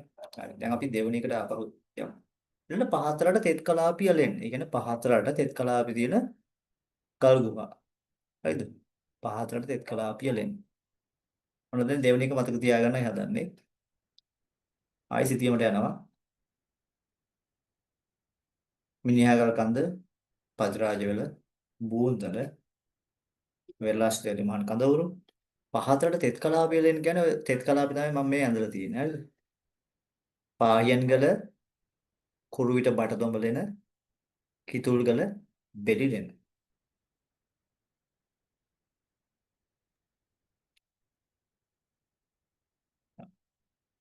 පාහියන්ගල, කුරුවිට බටදොඹලෙන, කිතුල්ගල, බෙලිලෙන. පහතරට තෙත් කලාපිය ලෙන්. හරි. දැන් සදකිනේ මට කියන්න ඕන පහතරට තෙත් කලාපිය ලෙන් තුන මොනවද? පාහියංගල පටුදුඹලෙන කිතුල්ගල බෙලිලෙන. ඔව්. සරේ සරින් සරින් පාහියන්ගලෙන බටදොරලෙන කිතුල්ගල බෙලිලෙන. බට දොඹ ලෙන. හරිද? මොකද්ද? බට දොඹ ලෙන. කිතුල්ගල බෙලිලෙන.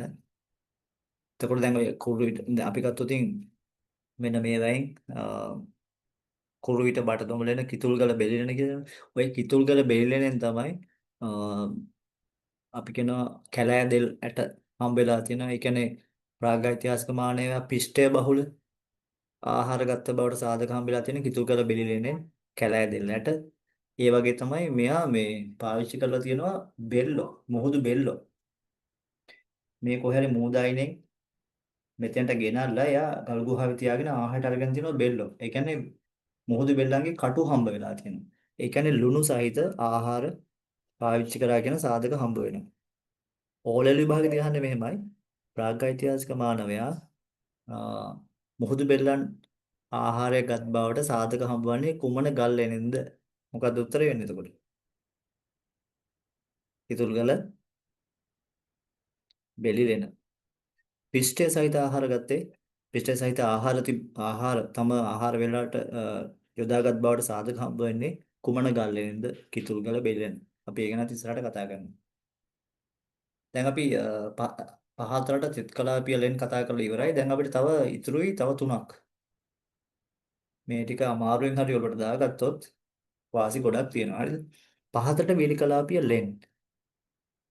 ඔයාලට තේරෙන විදිහට මට කියන්න බෑනේ මේව එතකොට තියෙන්නේ මොන කලාපේද? පහතරට වේලි කලාපේනේ. ඔව්. පොතාන සහ අලිගල තමයි උදාහරණ විදිහට ගන්න වෙලා වෙන්නේ. මේක හරි ලේසියෙන් මතක තියාගන්න. හරිද? මෙන්න මේ තැන්වල තියෙනවා. ඔන්න බලන්න දැන් මිනිහා කල්කන්ද බූන්දල පතිරාජවල ලකුණු කරා. තෙත් කලාපේ තියෙන පාහියන්ගල කුරුවිට බටදොඹලෙන කිතුල්ගල බෙලිලෙන ලකුණු කරා. ඔන්න අපි යනවා වීලි කලාපෙට. ඔන්න හොඳට බලාගෙන මම මෙතන මේ සීමාව ලකුණු කරද්දී ඔන්න ඔය සීමාවේ තමයි සීගිරියේ පොතාන සහ අලිගල තියෙන්නේ. පැහැදිලිද? දැන් මම මේකට මේ වැඩි වෙලාවක් යොදාගන්නේ මේක අනිවාර්යයෙන්ම ඔයාලට අවශ්‍ය නිසා. තියෙන සීමාව ගත්තොත් සීගිරිය පොතාන අලිගල. දැන් අපිට තුනක් පුළුවන් නේ. දැන් මම මේ මවුස් එකෙන් මම එකින් එක යවන්න කලින් ඔයාලා මට කියන්න ඕනි. හරිද? මොන දැන් ඔන්න ලංක සිතියම තියෙනවා. අංක 1ට ලකුණු කරන ස්ථාන තුන මොනවද? මිනිහාගල කන්ද බුන්දල පතිරාජවැල. හරි. අංක 2ට ලකුණු කරන ස්ථාන පාහියන්ගලෙන බටදොඹලෙන කිතුල්ගල බෙලිලෙන. අංක 3ට ලකුණු කරන ස්ථාන සීගිරියේ පොතාන අලිගල. අලිගල. එතකොට දැන් අපිට අර ඊයේ කතා කරා වගේ තමයි තව අපිට තියෙන මතක තියාගන්න ස්ථාන දෙක කලාප දෙකක් විතරයි. අපි බලමු මේ කලාප දෙක. බෙල්ලන් බැඳි පැලැස්ස. දැන් බෙල්ලන් බැඳි පැලැස්ස කියන එක අනිවාර්යෙන් මතක තියාගන්න ඕනේ. මේක තමයි තෙත් කලාපේ තියෙන මිනිස්සු එලිමහනේ හිටපු එකම තැන. හරිද? බෙල්ලන් බැඳි කියලා කියන්නේ අපි දන්න ඔය මුහුදු බෙල්ලන්ගෙන් හදපු මාලයක්. බෙල්ලෝ බෙල්ලන්ගෙන් හදපු මාලයක් පාවිච්චි කරා කියන බවට සාධක හම්බුණින් තමයි බෙල්ලන් බැඳි පැලැස්ස කියලා කියන්නේ. අන්න මෙන්න මේ ස්ථානය අපිට ගන්න පුළුවන්. දැන් වියලි කලාපෙත් අපි ලකුණු කරා. බලමු බෙල්ලන් බැඳි පැලැස්ස තියෙන්නේ කොහෙද කියලා. හරි. මේක එතකොට අයිති වෙන්නේ බෙල්ලන් බැඳි පැලැස්ස කියන්නේ පහතරට තෙත් කලාපීය එලිමහන් කඳවුරු. පැහැදිලිද? පහතරට තෙත් කලාපීය එලිමහන් කඳවුරු. දැන් මේ එලිමහන් කඳවුරු කියන එක දෙන්නටම තේරෙනව නේද? සතකි? දැන් එලිමහන් කඳවුරු කියන්නේ ගහක් යට හිටිය කියන එක. ඔව්. සාරෙන්ට තේරෙනවා ඇති. දැන් ඔන්න අපි ලකුණු කරා ස්ථාන නැත්නම් කලාප ටිකක් ඊළඟට ස්ථාන ලකුණු කරා අවසානයේටම තියෙනවා බණ්ඩාරවැල හෝටන් තැන්න කඳුකර එලිමහන් දඩයම් ස්ථාන කියන්නේ දැන් අර බෙල්ලොත් ආහාරයට අරගෙන එපා වෙනවනේ. එතකොට ඉතින් මෙයාලා යනවා පොඩ්ඩක් ගෝණෙක් වගේ දඩයම් කරගන්න හෝටන් තැන්න බණ්ඩාරවැල පැති වලට ගිහලා ගෝණෙක් දඩයම් කරගන්න. ඒ බණ්ඩාරවැල කියන්නේ එතකොට කඳුකර එලිමහන් දඩයම් වාසස්ථානයක්. හෝටන් තැන්න කියන එක තියෙන්නේ තෙත් කලාපේ. බණ්ඩාරවැල මේ ප්‍රදේශය ගොඩක් වෙලාට අයිති වෙන්නේ අතරමැදි කලාපෙට. හරිද? ඒ කියන්නේ වියලි සීතල කියන දේශගුණ දෙකම දක්නට ලැබෙනවා බණ්ඩාරවැල. හෝටන් තැන්න සහ බණ්ඩාරවැල තමයි අයිති වෙන්නේ. හරි. දැන් මේ ස්ලයිඩ් එකට ගත්ත කාලය ගොඩක් වැඩි. අපි ඒකින්ද මේ තව එකපාරක් කතා කරලා මේ ස්ලයිඩ් එකෙන් ඊළඟ එකට යන්න. ඔන්න තව එකපාරයි මම කතා කරන්නේ. දෙන්නටම chance එක දෙන්නනේ. සදකි කියාගෙන යන්න ඕනේ. මම මේක ස්ලයිඩ් එක ක්ලික් කරද්දි අංක 1 මිනිහා කල්කන්ද බූන්දල පතිරාජ අංක 2 පාහියංගල බටතුඹලෙන කිතුල්වල පිල්ලි අංක 3 ලීගිරියේ පොත්තාන සහ අලිගල් අංක 4 බෙල්ලම්පැදි පළස් බෙල්ලන් බෙදි පැලැස්ස අංක 5 බණ්ඩාරවෙල හෝටල් තැන් හරි මම හිතනවා ඒ ටික මතකද යන්නේ නැති කියලා මම හිතන්නේ සරින්ට පුළුවන් නේ ඒකින්ද අපි ඊළඟ අවස්ථාව දෙන්නම් ඊට පස්සේදී අපි ඊළඟ ස්ලයිඩ් එකට යන්න වෙලාව මදිනේ නැත්තම් මේ තියෙන ඔයාලගේ පොතේ තියෙන සිතියම මේකෙම තමයි මම නිර්මාණය කරේ ඔයාලගේ පොතේ තියෙන සිතියම තමයි මේ රතු පාට තියෙන ස්ථාන තමයි ගොඩක් වෙලාවට විභාගයට අහන්නේ හරිද ඊළඟට අලුගල්ගේ ගැන තියෙනවා කැණීමෙන් හම්බුන පුරාවස්තු මේක නම් ඒ තරම්ම ඔයාලගේ විභාගෙදී අහන්නේ නැහැ අලුගල්ගේ ගැන ඉතුරුකල බෙල්ලෙන් හම්බෙලා තියෙනවා කලපු බෙල්ලන්ගේ අවශේෂය. ඒ කියන්නේ කටු. බෙලි කටු හම්බෙලා තියෙනවා. ඒ කියන්නේ මෙයාලා මූදයිනට ගිහිල්ලා ලුණු සහිත ආහාර. දැන් හැමදාම ලුණු නැතුව කන්න බැහැනේ නේ. දැන් පහුගිය දවස්වල ලුණු තිබ්බේ නැහැ නේද? ලුණු අඩු වෙලා තිබ්බනේ. ඉතින් ලුණු නැතුව මිනිස්සුන්ට කන්න අමාරුයිනේ. මේ ප්‍රාග් ඓතිහාසික මානවයත් කරලා තියෙන්නේ නේද? මුහුදු වෙරළට ගිහිල්ලා බෙල්ලෝ වගේ සත්තු අරගෙන ආහාරයට අරගෙන තියෙනවා. ඊළඟට මෙයාලගේ ජීවන රටාව ගත්තොත් මෙයාලා කුඩා කණ්ඩායම් විදිහට හිටියා සාමාන්‍යයෙන් 15ත් 25ත් අතර ප්‍රමාණයක් කණ්ඩායම් වල ඉන්නවනේ සමාජිකයෝ. ආහාර සේවනට දිනකට කිලෝමීටර් 7ක් පමණයි ගමන් කරලා තියෙන්නේ. මොකද පාරවල් තිබුණේ නැහැ. ඒ වගේ තමයි කකුල් වලට කිසිම ආරක්ෂාවක් තිබෙන්නේ නැහැනේ. ඉතින් දවසකට තමන්ගේ ළමයින් එම එක්ක මෙයාලා ගමන් කරලා කිලෝමීටර් 7ක් වගේ ප්‍රමාණයක්. හරි දැන් අපි පොඩ්ඩක් ආයි පේපර් එක පැත්තට ගිහිල්ලා බලමු.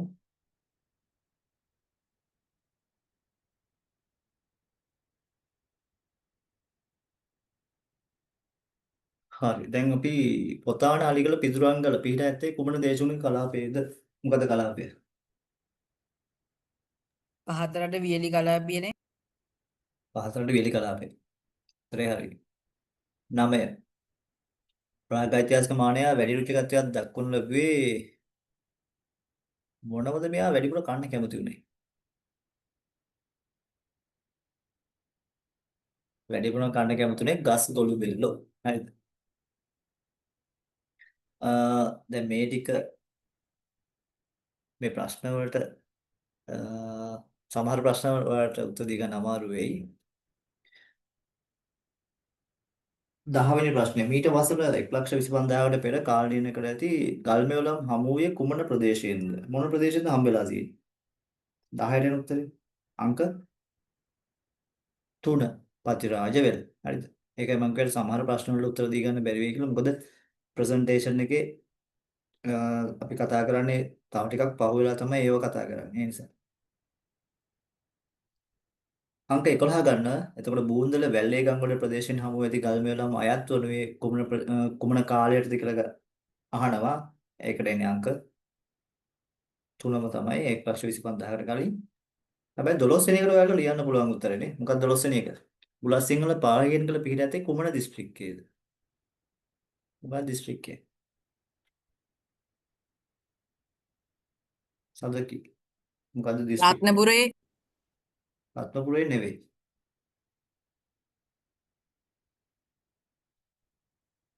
කළුතර කළුතර දිස්ත්‍රික්කය. උත්තරේ තමයි කළුතර. 13. ප්‍රාග්ඓතිහාසික මානවයා වැඩි වශයෙන් වාසය කිරීමට කැමැත්තක් දැක් වූ ප්‍රදේශයක් නොවනුයේ කියලා යහන්නේ. වගුරු බිම් ආශ්‍රිත වගුරු බිම් ආශ්‍රිතව ජීවත් වෙන තරම් කැමැත්තක් දැක්ුවේ නැහැ. 14. වෙරළාශ්‍රිත එලිමහන් වාසස්ථානයක් නොවනුයේ.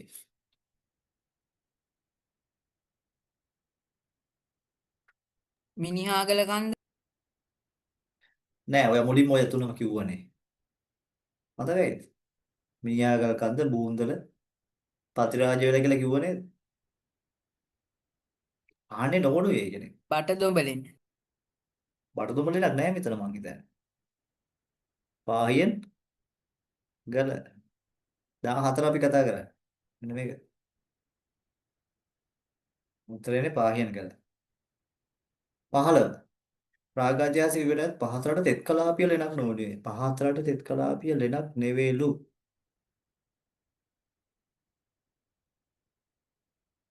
15. හොඳ කල්පනාවෙන් කියන සදක කියන බෑ මොකක්ද උත්තරේ? තීගිරියේ පොතාන පොතාන.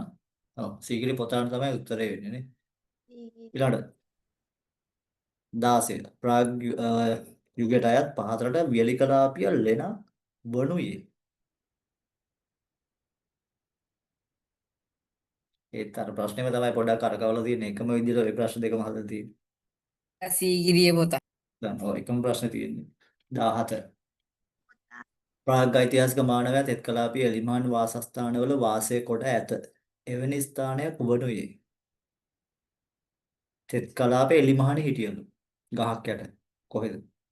එල්ලන් බැඳි පැලැස් එළඹෙදි පැලැස්ස. ඔව්. 18. බණ්ඩාරවෙල ප්‍රදේශයේ ප්‍රාග්ඓතිහාසික මානවයා වාසය කළ කඳුකර එලිමහන් දඩයම් වාසස්ථානයක් ලෙස හඳුනාගෙන ඇත.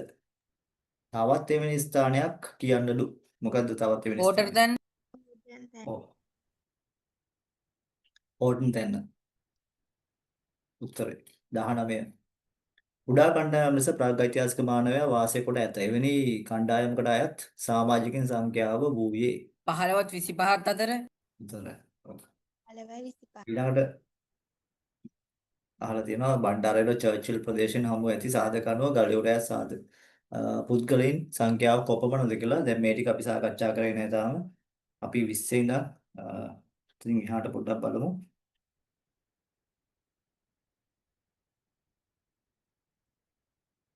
ඔව්.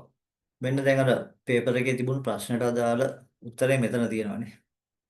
බණ්ඩාරවැල චර්චිල් කියන ප්‍රදේශයේ පුද්ගලයන් 25ක් සිටි බවට අනුමාන කරනවා. ප්‍රාග්ඓතිහාසික යුගයේදී බෙල්ලන් බැඳි පැලැස්සේදී ඇටසැකිලි 30ක් විතර හම්බෙලා තියෙනවා. පාහියන් ගල්ලෙන් පුද්ගලයන් 9 දෙනෙකුගේ අවදි කිහිපයකට අයත් ඇටසැකිලි හම්බෙලා තියෙනවා. කිතුල්ගල බෙල්ලෙන් පුද්ගලයන් 12 දෙනෙකුගේ ඇටසැකිලි හම්බෙලා තියෙනවා. දැන් මේවෙන් කියවෙනවා මේ මෙන්න මේක පොඩ්ඩක් හයිලයිට් කරගන්න. අවදි කිහිපයකට අයත් මේ අවදි කිහිපයකට අයත් ඇටසැකිලි හම්බෙලා තියෙන්නේ. එතකොට පාහියන් ගලේ චර්චිල් වලින් 25 දෙනෙක්, බෙල්ලන් බෙදි පැලැස්සෙන් 30ක්, පාහියන් කලෙන් 9ක්, කිතුල් කලෙන් 12ක් තමයි හම්බෙලා තියෙන්නේ. දැන් මේවා කටපාඩම් කරන්න අවශ්‍ය නැහැ. හැබැයි අර අවදි කිහිපයක් කියන එක නම් පොඩ්ඩක් මතක තියාගන්න. අ, සාමාන්‍ය විදිහට මතක තියාගන්න උත්සාහ කරන්න. චර්චිල් වලින් 25යි, බෙර්ලන් ප්‍රතිපලයසේ 30ක්. ඒ කියන්නේ එලිමහනේ. ඒ කියන්නේ ගොඩක් කටියකට ඉඳලා තියෙනවා. සමහර විට පාහියන්ගල අවට ඒ ගල් ගුහාව අවට මීටත් වඩා අස්ති තියෙන්න පුළුවන්. මොකද යුග ගණනාවකට අයිති කුවට පස්සේදී ගල් ගුහාවේ ඇතුළෙම නෙවෙයි සමහරවිට එළියෙත් ඒ වගේ තියෙන ඉඩකඩ තියෙනවා. ආහාර රටාව ගත්තොත් වල් දෙල් කියන ඒවා දැකලා තියද? අ, ඔව්. සරින් දැකලා තියද? වල් දෙල් දැකලා තියද? නෑ සර්. ආ. ඒකට කියනවා බැදි දෙල් කියලා නමක් තියෙනවා. සදකි දැකලා තියද? නෑ වල්. ඔව්. සාමාන්‍යයෙන් ඒක දකුණු පළාතට විතරක් ආවේනික මං හිතන්නේ මේ ලෝකෙ වෙන කොහෙවත් දකින්න හම්බෙන ශාකයක් නෙවෙයි. වල්දේව කියන එක ලංකාවේ දකුණු පළාතේ විතරයි තියෙන්නේ. හරිද? ඊළඟට ඒවා ආහාරයට අරගෙන තියෙනවා. ගෝනල, කටුවල, කිතුල් ඇට, දෝතලු ඇට වගේ දේවල්. කැලෑ කෙසෙල් ආහාරයට අරන් තියෙනවා. මාංශමය ආහාර විදිහට ගවරා, කුළුමී හරකා, කළු වලහා, වල්ලූරා, ගෝනා, තිත්මුවා, මීමින්න වගේ සත්තු ආහාරයට අරන් තියෙනවා. මේක බැලු බැලමටම පේනව නේද මෙයාලා වැඩිපුර කාලා තියෙන්නේ ශාකමය ආහාරද මාංශමය ආහාරද? මාංශමය ආහාර. ඔව්. සාමාන්‍යයෙන් ඉතින් මම දැන් ඔය ළමයින්ට කියලා දෙද්දි මෙන්න මෙහෙම කියනවා දැන් ඔයාලට විභාගෙදි මාංශමය ආහාර අමතක වුණොතින් හරිද? මාංශමය ආහාර අමතක වුණොතින් ඔය සමහර වෙලාවට ළමයි විහිළු කර ගන්න ඕනේ යාළුවන්ට එක එක නම් කියලානේ. අන්න ඒ ටික හරි කමන්නේ ලියන්න. එක එක නම් තියනවනේ. දැන් ওই සත්තුන්ගේ නම් ටික ටක් ගාලා ගවර, කුළුමියරක, කළුවලහ, වල්ලූර, ගෝණ, තිත්මුවා, මීමින්න දැකලා තියෙද ඔයාලා? ඔව් සර්. ඉත්තෑවන මීමින්න දැකලා තියෙනවනේ. ඔව්. හම්බාව කියන්නේ කවුද? අර ලේන සද වගේ ඉන්නේ සර්. ලේන වගේ එයාට පුළුවන් ගහකින් තව ගහකට පියාඹල වගේ යන්නනේ. හම්බාව. උරුලෑව වගේ සත්තු බලාගෙන යනකොට මේ ප්‍රාග්ඓතිහාසික මානවයා කිසිම සතෙකුට මේ පාඩුවේ ඉන්න දීලා නැහැ නේද? එයාගේ ආහාරයට එකතු කරගෙන තියෙනවා. හැබැයි ඉතින් මේකින්දම තමයි අඩු වයසින් මෙයාට මැරෙන්න සිද්ධ වුනේ. අවුරුදු 35 40 වෙනකොට එයාගේ ජීවිතය ඉවර වුණෙත් ඔය දකින්න දේවල් කන්න ගියපු නිසා. හරිද? මාංශමය ආහාර කියලා වුණත් හැම මාංශයක්ම ආහාරයට ගන්න ගියපු නිසා ගොඩක් අඩු වයසින්ම මැරෙන්නත් උනා. ආහාර රටාව ගත්තට පස්සේදී ඕලෙවල් විභාගයේදී අහනවා මෙන්න මෙහෙම දෙයක්. ප්‍රාග්ඓතිහාසික මානවයා මාංශ ජනක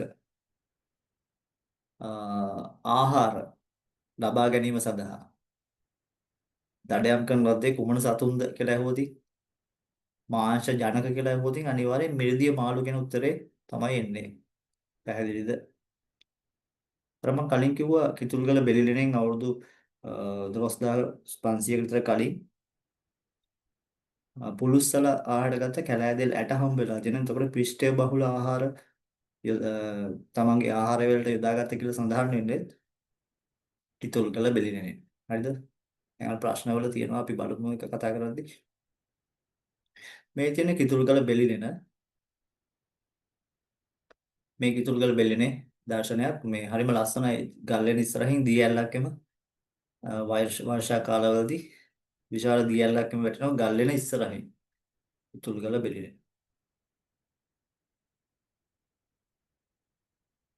මෙයා එතකොට වැඩිපුරම කන්න කැමැත්ත දැක්ුවේ කවුද?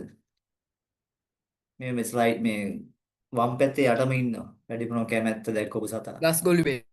ගස්ගොළු බෙල්ල. ගස්ගොළු බෙල්ල තමයි වැඩිපුරම කැමැත්ත දැක්වපු සතා විදිහට හඳුනගන්න ලැබෙන්නේ.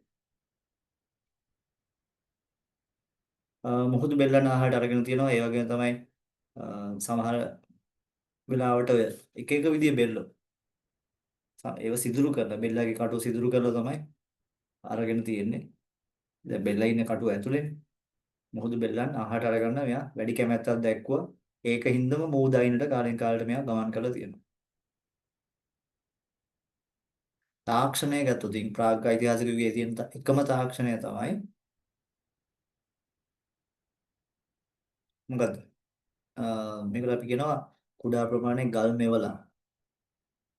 එහෙම නැත්නම් අපි කියනවා ගල් මෙවලම් තමයි ප්‍රාග්ඓතිහාසික යුගයේ තියෙන එකම තාක්ෂණය. දැන් වර්තමානයේ ගත්තොත් තාක්ෂණික දේවල් ගොඩක් තියෙනවානේ. හැබැයි මේ ප්‍රාග්ඓතිහාසික යුගයේ තාක්ෂණය ඔයාලත් පාවිච්චි කරනවානේ සමහර වෙලාවට. සදකි දැකලා තියෙද? කොට්ටම්බ එහෙම දැකලා තියෙද? ඔව් ඔව් ඉස්කෝලේ තියෙද? ඔව් ඉස්කෝලේ ඔව්. සරින්ලා ඉස්කෝලේ තියෙද? සරි. ඉස්කෝලේ නෑස ගෙදර තියෙන. ගෙදර තියෙනවා. එහෙනම් ඉතින් ওই ප්‍රාග්ඓතිහාසික යුගයේ තාක්ෂණය ඔයා පාවිච්චි කරනවා. මොකද්ද? වෙර යොදා ගලකින් තවත් ගලකට පහර දී අර පතුරක් වෙන් කර ගැනීම පීඩන ශල්කණයනේ. අන්නේ පීඩන ශල්කණය කියන තාක්ෂණය මේ තමයි තිබුණු එකම තාක්ෂණය ප්‍රාග්ඓතිහාසික යුගයේදී. වෙර යොදා ගලකින් තවත් ගලකට පහර දී පතුරක් වෙන් කර ගැනීම.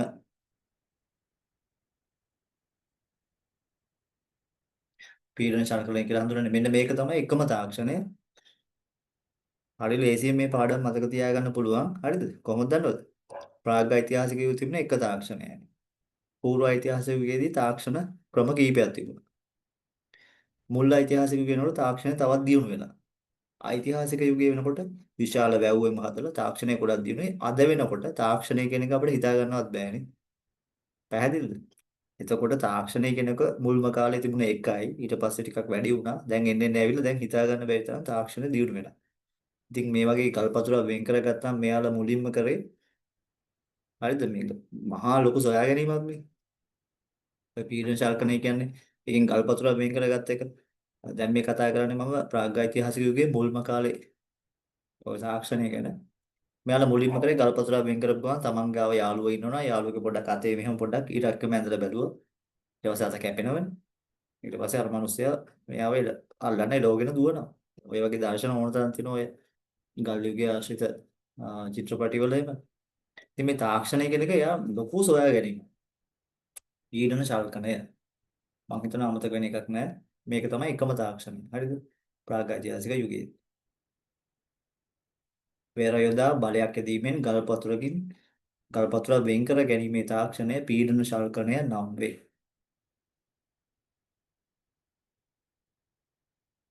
ඔව්.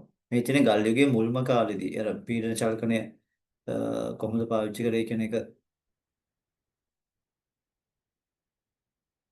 මෙන්න මේ වගේ පතුරු වලට වෙන් කර ගැනීම දකින්න ලැබුණා.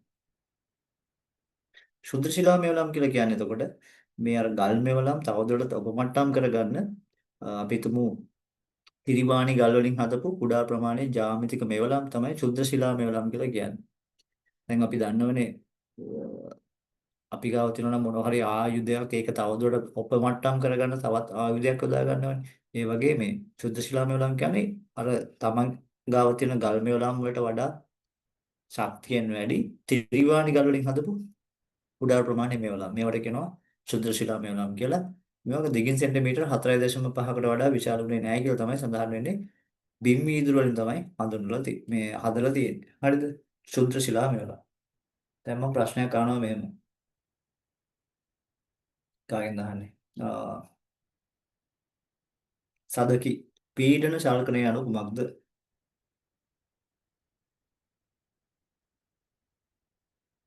මොකද්ද පීඩන ශල්කණය කියන්නේ? මතකයිද?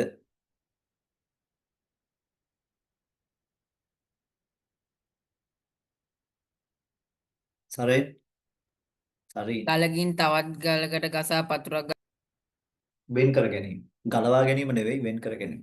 හරිද? වෙර යොදා අපොඩ ඒක බලමු ඉස්සර. වෙර යොදා බලයක් ඇදීමෙන් ගල් පතුරක් වෙන් කර ගැනීමේ තාක්ෂණය පීඩන ශල්කණය නම් වේ. ඊළඟට දැන් මේකේ ශුද්ධ ශිලා මෙවලම් කියන්නේ කුඩා ප්‍රමාණයේ ගල් මෙවලම්. එතකොට දිගින් සෙන්ටිමීටර් 4.5යි. ඒ වගේම තමයි මේවෙන් කරේ මොනවද කියන එක ගත්තොත් විභාගෙදී අහුවොත් මෙහෙම දෙයක්.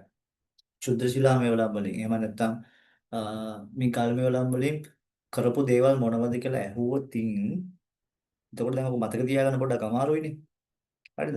දැන් ඕක මම ළමයින්ට කියලා දෙන්නේ පොඩි ක්‍රමයකට තමයි කියලා දෙන්නේ. ගල් මෙවලම් වලින් කරපු දේවල් කොහොමද මතක තියාගන්නේ? සතෙක් ට්‍රිප් එකම ගිහිල්ලා තියද? ඔව් සර්. ඔව් සරින්. ගිහිල්ලා තියෙනවා සර්. ඔව්. දැන් හිතන්නකෝ ඔයාලා ට්‍රිප් එකක් ගියපු වෙලාවක ඔයාලා දකිනවා දී ඇල්ලක් ගාවදී කවුරු හරි ලිස්සලා වැටෙනවා. හරිද? බොහොම අමාරුවෙන් ওই මිනිස්සයා මීටර් 10ක් 15ක් එහා ගියාට පස්සේ අල්ලගෙන ගොඩට ගේනවා. දැන් එතකොට මට කියන්නකෝ එයාගේ ඇඟේ තියෙන ලක්ෂණ මොනවයි තියෙන්නේ? කැපීම්, සීරීම්, තැලීම් තව මොනවයි තියෙන්නේ? ඔය ඔක්කොම තියෙනව නේද?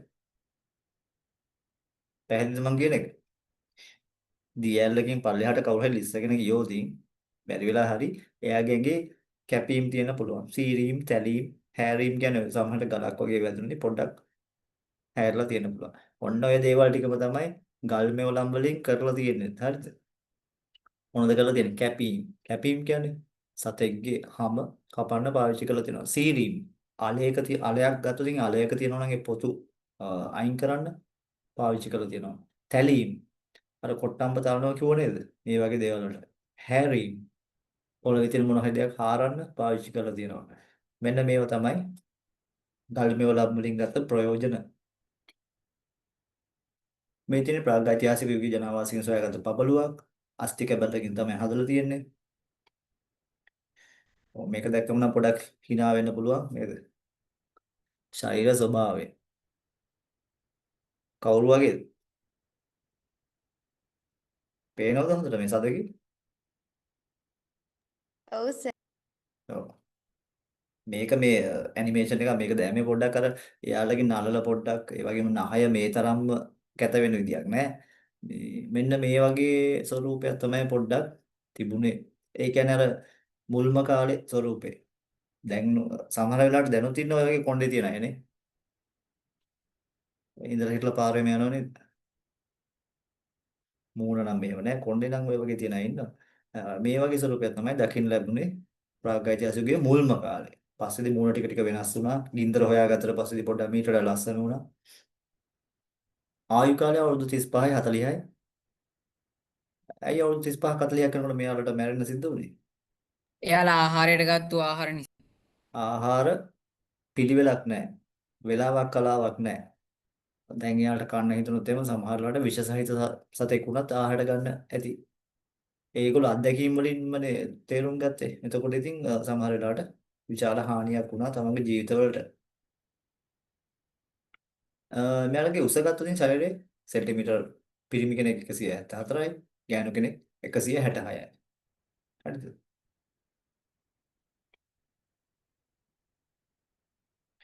උස සෙන්ටිමීටර් 174යි පිරිමි කෙනෙක් 166යි ගෑනු කෙනෙක්. ඝන සෙන්ටිමීටර් 1600ක වෙනවා පිරිමි කෙනෙක්ගේ මොලේ, ගෑනු කෙනෙක්ගේ මොලේ 920යි. පිරිමි කෙනෙක් සහ ගෑනු කෙනෙක් හිතන විදිය වෙනස් සාමාන්‍ය නේද? එතකොට මොලේ වැඩි පිරිමි කෙනාටද? මොලේ ප්‍රමාණය වැඩි නේද? පිරිමි කෙනාට. පිරිමි කෙනා. හැබැයි මෙහෙම දෙයක් තියෙනවා. ඔය ප්‍රාග්ධායිතිහාසික යුගයේදී ඔය පිරිමි කෙනෙක් අවධානය දෙන්නේ එකම දෙයකට විතරයි. ඒ කියන්නේ ඉලක්කයට යනවා නම් සතේ දඩයම් කරනවා නම් ඒ දඩයම ගැන විතරයි අවධානය දෙන්නේ.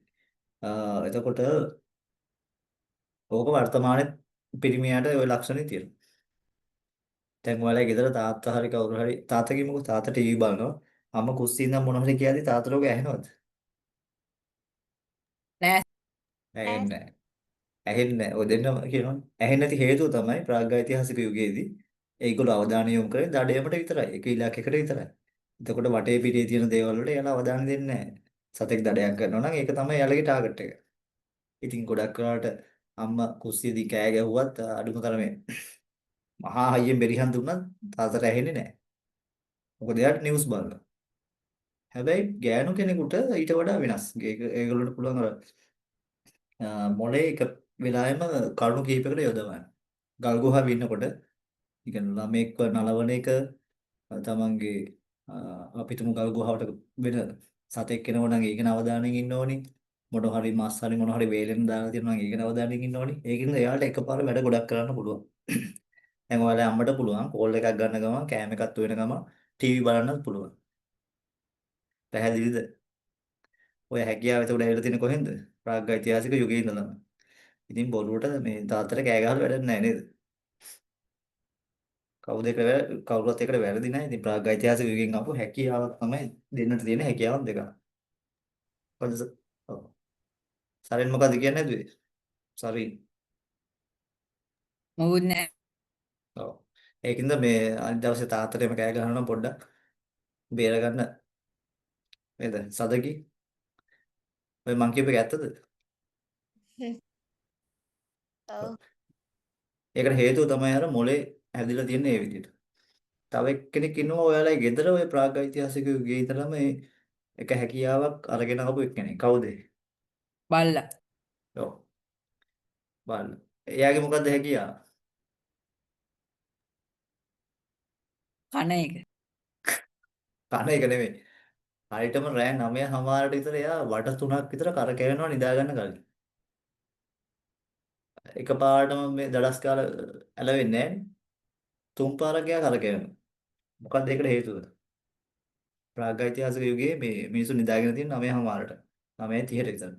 එතකොට එයා නිදා ගන්න කලින් මිනිස්සු නිදා ගන්න කලින් ගිනි මැලේ වටේ සින්දු කිය නේද? බොහොම සතුටින් ගිනි මැලයක් වටේට රවුමට යනකොට බල්ලත් මොකද කරන්නේ? ගිනි මැලේ වටේට රවුමක් යනවා.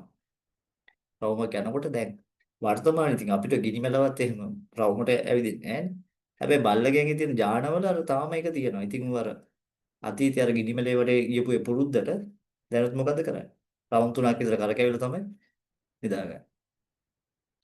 ඔය ඒ වගේම තමයි ඔයාලට රෑ 9:00 වෙනකොට පාඩම් කරන්න බැරි වෙන හේතුවත් ඔය හේතුවම තමයි. රෑ 9:00ට තමයි ප්‍රාග්ඓතිහාසික මානවය නිදාගෙන තියෙන්නේ. මේ තමයි අවමංගල චාරිත්‍ර නම් මේකට කියනවා අභිචාර විධි කියලා. අභිචාර විධි. මලමිනි තැන්පත් කරපු විදියට. රාවණ ඇලෙන් හම්බෙලා තියෙනවා. හිස් කබලක් සිදු කරන්න ගිහලා මේක කොටස් දෙකකට බෙදලා තියෙනවා. අභිචාර විධි කියන්නේ එතකොට තැන්පත් කරපු ආකාරය. මෙන්න මේක පොඩ්ඩක් පොඩි කවියක්. මතක තියාගන්න පුළුවන්ද? පුළුවන්. ප්‍රාග්ඓතිහාසික යුගයේ අභිචාර විධි නම් කරන්න කිව්වොත් මෙන්න මේ කවිය පොඩ්ඩක් මතක තියාගන්න try එකක් දෙන්න. හිස් කබල රාවණ ඇල්ලෙනි. ඒ කියන්නේ හිස් කබලක් හම්බෙලා තියනවලු රාවණ ඇල්ල ගල් ගුහාවෙන් ඒක සිදුරු කරන්න යනකොට කෑලි දෙකකට වෙන් වෙලා තියනවලු. එතකොට ඒක අභිචාර විධියක්. රතු ගෑ සැකිලි කියන්නේ රතු පාට ගාපු ගුරුගල් ගාපු ඇට සැකිලි හම්බෙලා තිනවා පහියන් ගල ගල් දෙනින්. එතකොට ඒක දෙකයි. ඊළඟ වකුටු සිරුරු. අර ගොඩක් සීතල දවස්වල අපි වකුඩු වෙලානේ නිදාගන්නේ නේ. එතකොට වකුඩු කරපු මල සිරුරු හම්බෙලා තිනවලු කුරු විට බඩ දෙනින්. මේ ඔක්කොටම කියනවලු අභිචාර විධි කියලා. එතකොට මේ ඔක්කොම අභිචාර විධි හම්බ වෙන්නේ ප්‍රාග්ඓතිහාසික යුගයෙන්. තේරුණාද මං කියපේක? හිස් කබල රාවණ ඇල්ලෙන් රතු පාට ගුරුගල් ගාපුවා පාහියන් ගලෙන් වකුඩු මල සිරුරු කුරු විට බටනොඹ ලෙන් වකුඩු සිරුරු අපි ඔක මෙහෙමත් මතක තියා ගන්නවා හරිද කුරු විට වටකුරු ඒකම වචනේ අනිත් පැත්තට ගන්නකො කුරු විට වටකුරු කුරු විට බටනොඹ ලෙන් හම්බෙන්නේ මොකද්ද තර වකුඩු මල සිරුරු මේක පුළුවන්ද මේ ස්ක්‍රීන්ෂොට් එකක් තියාගත්තත් කමක් නැහැ ඔයාලට එතකොට මේක මතක තියාගන්න පුළුවන්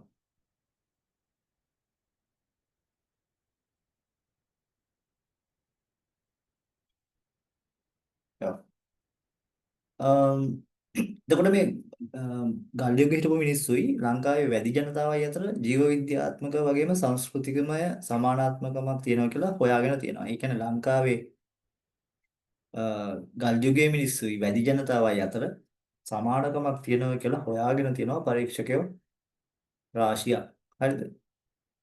ඒ කියන්නේ යාළුගේ හැඩය ගත්තත් ගොඩක් හිස් කබල වල හැඩය ඒ වගේ දේවල් වලින් මේගොල්ලෝ සමානයි කියලා හොයාගෙන තියෙනවා. ඔව්. ඔන්න දැන් හොලෝසීන යුගයට අපි එනවා. හොලෝසීන යුගයේදී තවදුරටත් මේක වෙනස් වෙනවා. වෙනස් වෙනකොට අර වගා කරන එක තවදුරටත් වැඩි වීම තමයි දකින්න ලැබෙන්නේ. තවදුරටත් අයිස් දිය වෙලා යනවා හොලෝසීන යුගයේදී. හරි. ඒ යුගයට අපි කියනවා මොකද්ද? පූර්ව ඓතිහාසික යුගය කියලා. දැන් එතෙන්ට එන්න කලින් මේ ප්‍රශ්න ටික පොඩ්ඩක් බලමු. අපි කතා කරා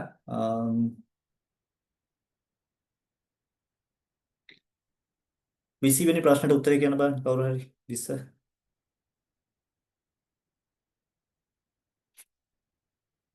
මොකක්ද දෙන්නේ 20ට උත්තරේ? 25 දෙනෙකු පමණ 25 දෙනෙකු පමණ. 20 21ට කිලෝමීටර් 7ක්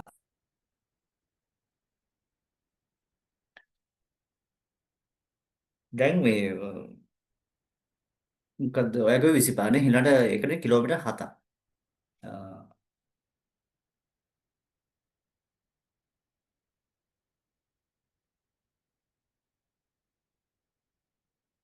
හරි උත්තරේ හරි. ඊළඟ ප්‍රශ්න. අවධි කිහිපයකට අයත් පුද්ගලයෙක් ආහියන්ගල නව දෙනෙක් පාහියන්ගල. ඒ උත්තරේ හරි. පිෂ්ඨය ලබා ගැනීමට ප්‍රාග්ධායිතික මානවයා භාවිත කළ ශාක ආහාර අතර වල්දෙල් ප්‍රධාන වේ. එසේ යොදාගත් තවත් ශාකමය ආහාර වර්ගයක් වනුයේ. වල්දෙල් සහ තමුණයි මේ පාවිච්චි කරන්නේ. කැලෑගෙසි කැලෑ කෙසෙල් නැත්නම් අපි කියනවාට ඇටි කෙහෙල් කියලාත් කියන්නේ. ඇටි කෙහෙල් කාපු ඌඩුව වගේ කියලා කියන්නේ. ඒවා ප්‍රාග්ධායිතික මානවයා හා පිෂ්ඨය ලබා ගැනීමට භාවිත කළ කැලෑදෙල් ඇට හමු වී ඇති ගල් වෙනක් වනුයේ. 24. මොකක්ද දෙන්නේ 24ට?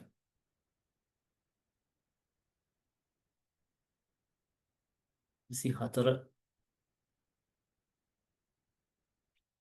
සදකි කෝ ඉන්නවද? ඔව්. සදකි කියන බලන්නකො 24ට මොකක්ද උත්තරේ? ඉදුරුගල බෙලිරෙන කිතුල්ගල බෙලිරණනේ. ඔව් උත්තරේ හරි. 25. ශ්‍රී ලංකාවේ වාසය කළ ප්‍රාග්ධායිතික මානවයා වැඩි වශයෙන් මාංශ ජනක ආහාර ගැනීමට යොදා ගනු ලැබුවේ. ගස්කොළු වෙල්ල අන්න වැඩේ වැරදුනා නේද?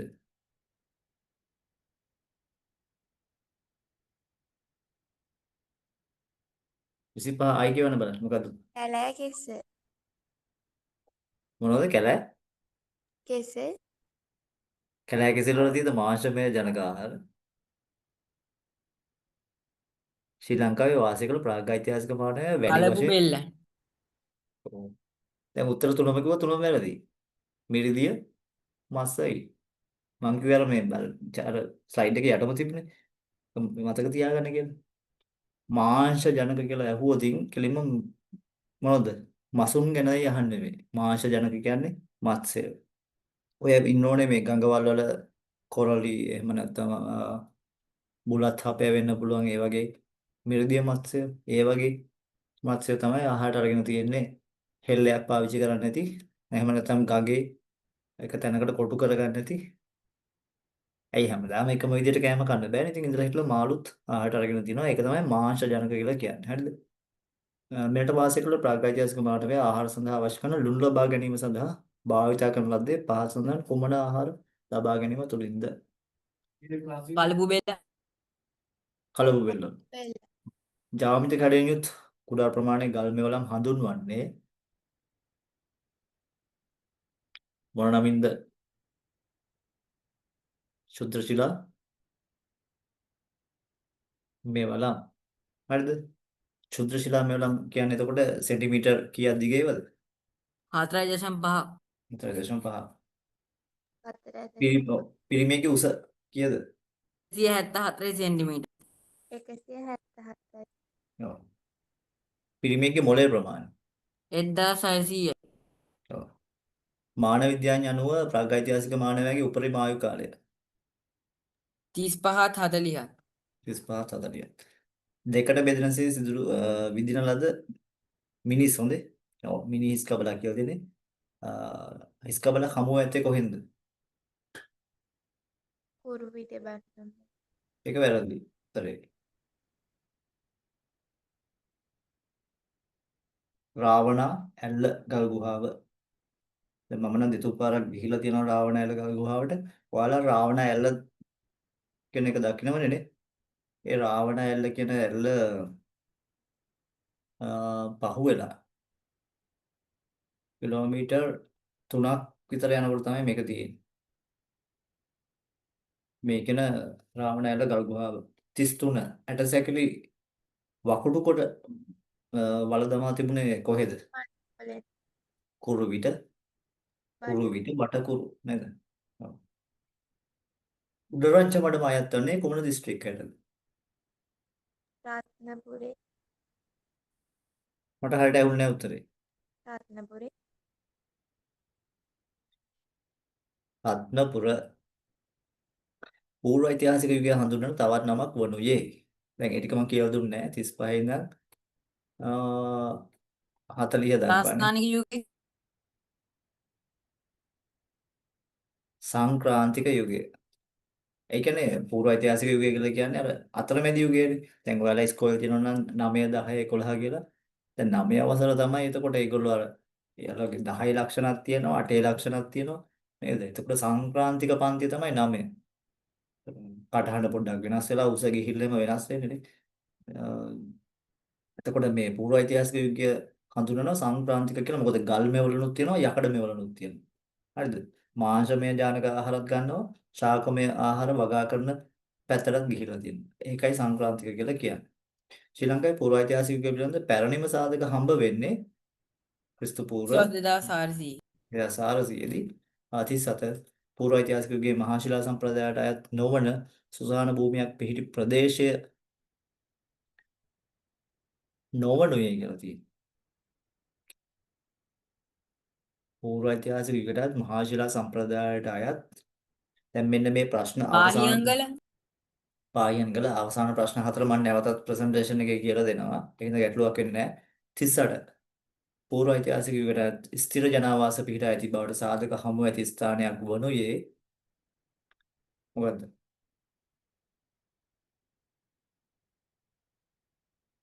පූර්ව ඓතිහාසික යුගයට ස්ථිර ජනාවාස පිහිටා ඇති ස්ථානයක් කොහෙද? උඩරංචා මඩම. හරිද? බයිට එපා දැන් මම ප්‍රසන්ටේෂන් එකේ කියලා දෙනවා. ප්‍රාග් ඓතිහාසිකයේ කාන්තාවන් තමන්ගේ රූ සපුව පිළිබඳ සැලකිලිමත් වූ බවට සාධක හම්බ වෙනවලු. කොහෙන්ද ඒක හම්බෙලා තියෙන්නේ? මේ සාධක. සදකි. උඩරංචා. උඩරංචාමඩ ඔව්. සදකිට මෙන්න මෙහෙම ප්‍රශ්නයක් තියෙන්නේ මං හිතන්නේ.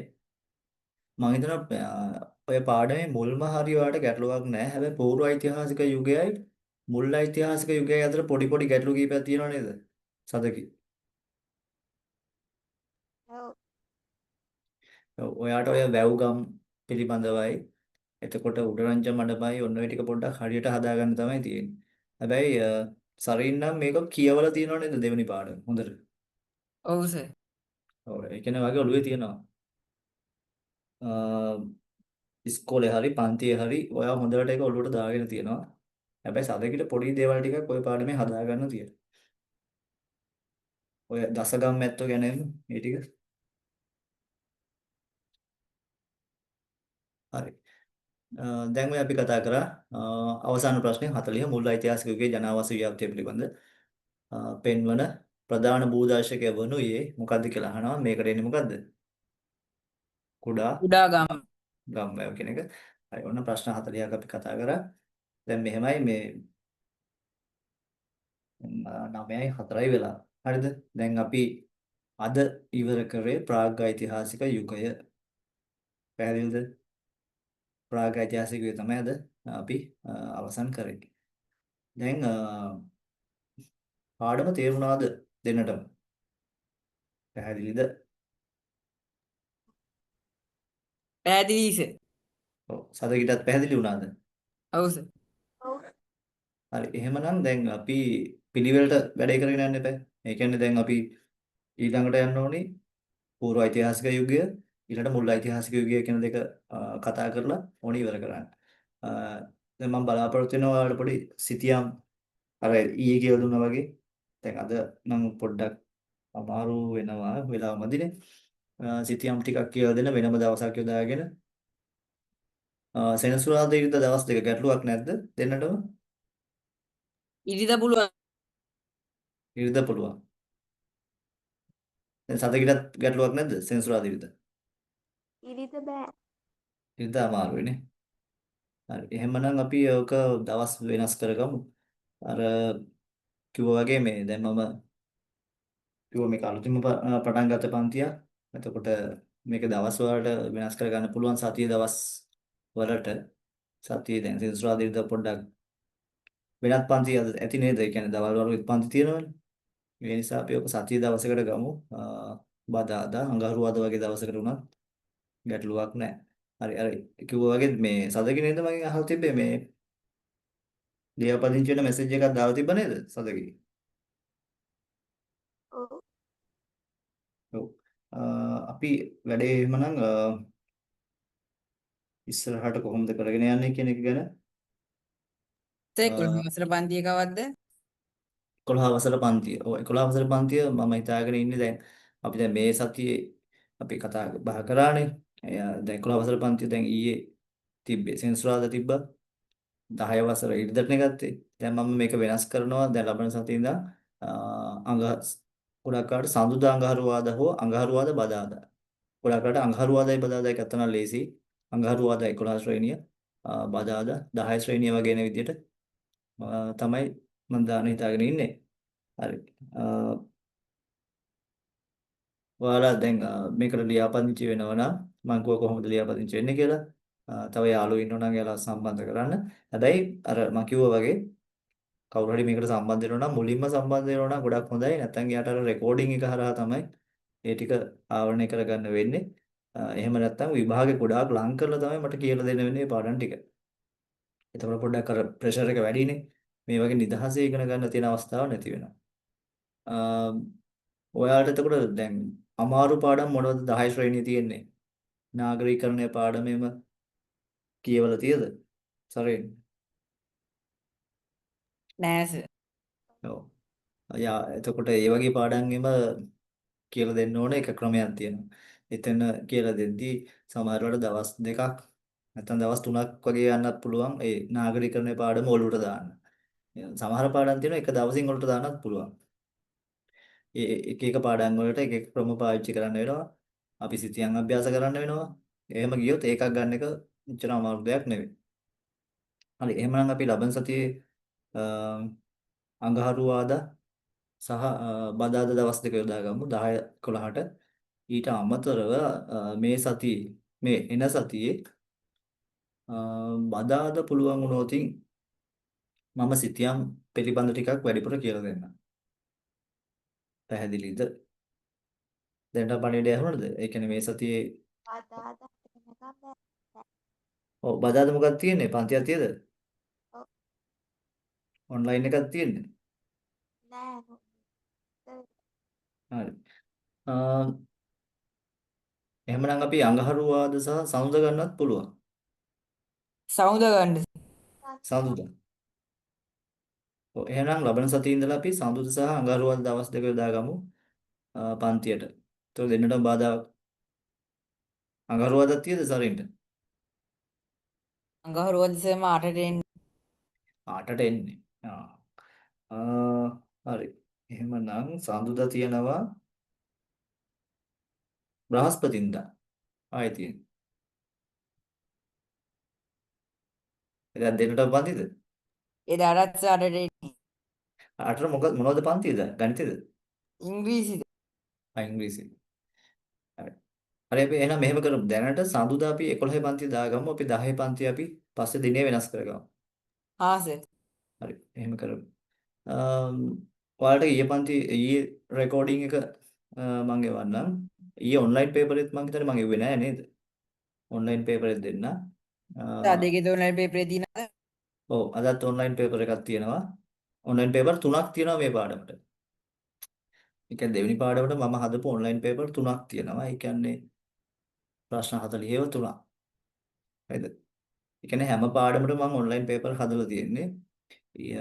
මේ ඔන්ලයින් පේපර් ටිකක් කරලා ඊළඟට අපි රචනා ප්‍රශ්න එකක් දෙකක් ලියන්න ඕන. හරිද? ඒ කියන්නේ ඔන්ලයින් පේපර් එකයි රචනා ප්‍රශ්න දෙකක් විතර ලියන්න ඕනේ. ඒ වගේ වැඩපිළිවෙලක් තමයි තියෙන්නේ. මාස 6යි තියෙන්නේ අපිට. ඒ කියන්නේ මේ මාස 6ේදී මහන්සි වුණොත් මේක මහා ලොකු දෙයක් නෙවෙයි කරන්න පුළුවන්. ඔන්ලයින් පේපර් අවශ්‍ය දැන් ඊයේ පාඩමේ ඔන්ලයින් පේපර් එක මම එවන්නම්. දැන් අද පාඩමේ එකත් මම ඔයාලට ඊළඟට දෙන්නම්. ලකුණු ප්‍රමාණය කීයද කියලා මට ස්ක්‍රීන්ෂොට් එකක් එවන්න ඕනේ. දැන් මට බලන්නත් පුළුවන් ලකුණු ප්‍රමාණය. ඔයාලා හැබැයි මට ස්ක්‍රීන්ෂොට් එකක් එවන්න ඕනේ ලකුණු 80න් කීයද? හරිද? 80න් 70ද 65ද කියන එකේ ස්ක්‍රීන්ෂොට් එකක් මට එවන්න ඕනේ. ඔය වගේ වැඩපිළිවෙලකට තමයි අපි යන්නේ. ක්‍රම තුනකට අර මම කිව්වා වගේ පාඩම හදලා තියෙනවා. ඒ ක්‍රම තුනටම පාඩම ඔයාලා හදාරන්නත් ඕනේ. රචනා ප්‍රශ්න ලියන්නත් ඕනේ. ඒකෝට ටයිමින් වලට ලියන්න මම දෙනවා. ඒ කියන්නේ ඔයාලට මම විනාඩි 20ක විනාඩි 15ක කාලයක් දීලා රචනා ප්‍රශ්නයක් ඔයාලා ලියන්න ඕනේ. ඒ ඊළඟට අපි ඒක සාකච්ඡා කරනවා කොහොමද ඔයාලගේ ඒක තව අඩුපාඩු මොනවද ලකුණු 18න් 18ම ගන්නෙ කොහොමද කියන එක ගැනත් අපි සාකච්ඡා කරනවා. අපි ලබන සතියේ සමුද එහෙමනම් 11 ශ්‍රේණිය පන්තිය ආරම්භ කරමු. අර ලියාපදිංචි වෙන එක ගැන මම කිව්වා. ලියාපදිංචි වෙන්නේ කොහොමද කියලා යාළුවෝ දැනුවත් කරන්න. හැබැයි අර මම කිව්වා වගේ මුලින්ම සම්බන්ධ වෙන්න. සම්බන්ධ වුණොත් තමයි ඒක තේරුමක් තියෙන්නේ. ඔයාලට දැන් ඕනම ප්‍රශ්නයක් අහන්න පුළුවන් බය නැතුව. මේක වෙන්නේ කොහොමද? ඇයි මේක මෙහෙම වෙන්නේ? ඒ වගේ ඔයාලා ප්‍රශ්න අහනකොට මම ගොඩක් කැමතියි. හරිද? ප්‍රශ්න අහමින් තමයි ඉතිහාසය ඉගෙන ගන්න ඕන. හරි එහෙමනම් අද පොඩ්ඩක් මම කලින් පන්ති අවසන් කරනවා මේ හේතුව තමයි දැන් අද දවසේදී අපි ටිකක් කතා කරා මීට වඩා දේවල් ඔළුවට දාන්න හොඳ නෑ අද දවසේදී. මොකද දෙවෙනි යුගය සහ තුන්වෙනි යුගය ගැන අපි ඊළඟ දවසේ කතා කරනවා. අදට එහෙනම් මම පොඩ්ඩක් කලින් පන්ති අවසන් කරනවා. ඊළඟ දවසේදී අපි පොඩ්ඩක් වැඩිපුර කතා කරමු. රචනා ප්‍රශ්නිකුත් අපි එදාට ඊළඟ දවසේදී පොඩ්ඩක් ලෑස්ති වෙලා ඉන්න ප්‍රාග්ඓතිහාසික යුගයෙන් අපි රචනා ප්‍රශ්නිකුත් ලියමු සඳුදා දවසේදී. හරි. එහෙනම් වෙන සේ මොකද? රචනා ප්‍රශ්න පොඩ්ඩක් වැඩිපුර කරමු. ඔව් වැඩිපුර කරමු. මොකද මේ රචනා ප්‍රශ්න තමයි පිරිමි ළමයි ලියන්නම අකමැති. දැන් රචනා ප්‍රශ්න ටික වැඩිපුර අපි කරමු. කෙටි ප්‍රශ්න මේ විදිහට කතා කරලා ඊළඟට තමයි රචනා ප්‍රශ්න අපි ලියන්න ඕනේ. සාමාන්‍යයෙන් සදකි CR පිටු එකමාරක් විතර ලියනවද? නැත්නම් ලියන්නෙම නැද්ද? ලියනවා. ටිකක් ලියන්න කම්මැලිද? ඉතිහාසෙ. හ්ම්. එහෙමනම් මොනවද කොමස්ද කරන්නේ? නෑ. හරි. මොනවද කරන්නේ එතකොට? පළවෙනි කාණ්ඩේ භූගෝල, දෙවෙනි කාණ්ඩේ රසස්වාද, තුන්වෙනි කාණ්ඩේ කෘෂිකාර්ය. ආ මම භූගෝල විද්‍යාව දැන් මම මේ ඉස්කෝලේ මම භූගෝල විද්‍යාවත් උගන්වනවා 6:11. ඒ කියන්නේ භූගෝල විද්‍යාවත් ගැටලුවක් නැහැ ඕන ප්‍රශ්නයක් අහන්න පුළුවන්. සරින් මොනවද කරන්නේ? කොමස්ද? නෑ සර් භූගෝලේ. භූගෝලේ. එහෙනම් දෙන්නට මොන හරි භූගෝලේ ගැටලුවක් ප්‍රශ්නයක් වුණොත් ඒක මට කියලා දෙන්න පුළුවන්. මොකද මම භූගෝල විද්‍යාව තමයි මේ හදාarලා තියෙන්නේ උසස් පෙළට. ඉතිහාසය තමයි කැම්පස් එකේදී හදාරුවේ. ඒ කියන්නේ ඉතිහාසය තමයි මගේ ප්‍රධාන ඩිග්‍රිය. ඉතින් භූගෝල විද්‍යාවත් පුළුවන් ඉතිහාසෙත් පුළුවන්. ඔයාලට මොන හරි ගැටලුවක් ආවොත් මේක විසඳලා දෙන්න පුළුවන්. හරි එහෙනම් අපි ලබන සඳුදා වැඩේට බහිමු. අර මම කිව්වේ මේක ආසාවෙන් ඉගෙනගෙන ගිහිල්ලා දෙන්නම හොඳ ඒ සමාර්ථ දෙකක් දාන්න. ඒක ටාගට් එක තියාගෙන වැඩ කරන්න. මේ අපි බලමු කාලේ පොඩ්ඩක් බැලන්ස් කරගෙන නේද? රචනා ප්‍රශ්නයම ලියලා සිතියම් ටික හරියට ලකුණු කරලා හොඳ රිසල්ට් එකක් ගන්න. හරි. එහෙමනම් අදට ඔය ප්‍රමාණවත් කියලා මම හිතනවා. දැන් ලබන සඳුදා රාත්‍රී 7:30 ගැටලුවක්ද? නැත්නම් ඊට කලින්ද? කලින් වුණත් පුළුවන්. එහෙම ගැටලුවක් නැහැ. සර් කලින් කර. ඔව් සදේකට ගැටලුවක් තියෙද? කමන්නේ. ගැටලුවක් නෑ. හරි. එහෙමනම් කලින් නම් කීයටද අපි පටන් ගන්නෙ? හවස වුණත් කමක්. හවස උනත් කමක් නැහැ නේ. ඔය එතකොට ඔයාලටත් වෙලාව තියෙනවනේ. සර් හව 4ට 5ට විතර. ඔව් 4 වගේ වුණත් ගැටලුවක් නැහැ මට ගන්න පුළුවන්. සමුදා 4 5 6 වගේ ගත්තා නම් එතකොට ඔයාලටත් වෙලාව තියෙනවා. හරි. එහෙමනම් අපි හවස 4ට වගේ. හා සර්. හරි. එහෙනම් අපි ලබන සමුදා 4ට පටන් ගමු. ලෑස්ති වෙලා ඉන්න. සිතියම් මම ඔයාලට PDF එකක් එවුණා. ඒක print කරගන්න. ඒ print කරගන්නේ මේ ඕලෙවල් විභාගයට අදාළ ළංක සිතියමයි ලෝක සිතියමයි මම එවනවා. ඒකත් අරගෙන ලෑස්ති වෙලා අපි දෙවෙනි වාර විභාගේ ලකුණු සර් 65න් 6ට දාන්නවද? 6ට 6 හරි 5මාර. පහමාර 6 හරි. ඒක මම දැනුවත් කරන්නම් ඔයාලව මේ කීයද පටන් ගන්න කියලා. හරි. එහෙමනම් දැන් සදකී සරෙන් දෙන්නවා මම අර ගෲප් එකට මම ඇඩ් කරනවා අලුත් ගෲප් එකකට.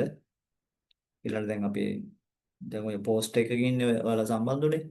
දැන් අලුතින් ඔව් 4ට පුළුවන් සර්. 4ට පුළුවන්ද? ඔව් පුළුවන්. එහෙනම් අපි ගණන් 4ට ඔව් 6මාර. 4ට පටන් ගමු. දැන් ගැටලුවක් නැහැ. හරි. එහෙමනම් අදට ඔය ඇති. අපි අපේ සමුද ඉඳලා වුණ වැඩේට රායට වෙන්ට වෙලා දෙවෙනි වාර විභාගෙදී ලකුණු 65න් එහා දෙන්නටම තියෙන්න ඕන. හරිද?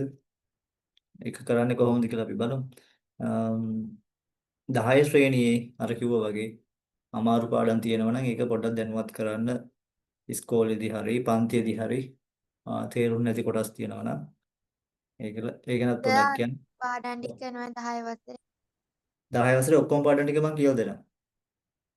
ආ 10 ඔක්කොම ටික කියලා දෙනවා. 11 වසරේත් ඔක්කොම පාඩම් ටික කියලා දෙනවා. හැබැයි ඉතින් මහන්සි වෙන්න වෙනවා. දෙගොල්ලම මහන්සි වුණොත් හොඳ රිසල්ට් එකකට යන්න පුළුවන්. හරිද? පොඩ්ඩක් නිදි මරන්න වෙනවා. හරි. එහෙමනම් අදට ඔය ඇතිනේ. ඔව්. එහෙනම් දෙන්නම සුබ රාත්‍රියක් ආයුබෝවන්. ආයුබෝවන් සර්. ආයි good night. good night. good night sir.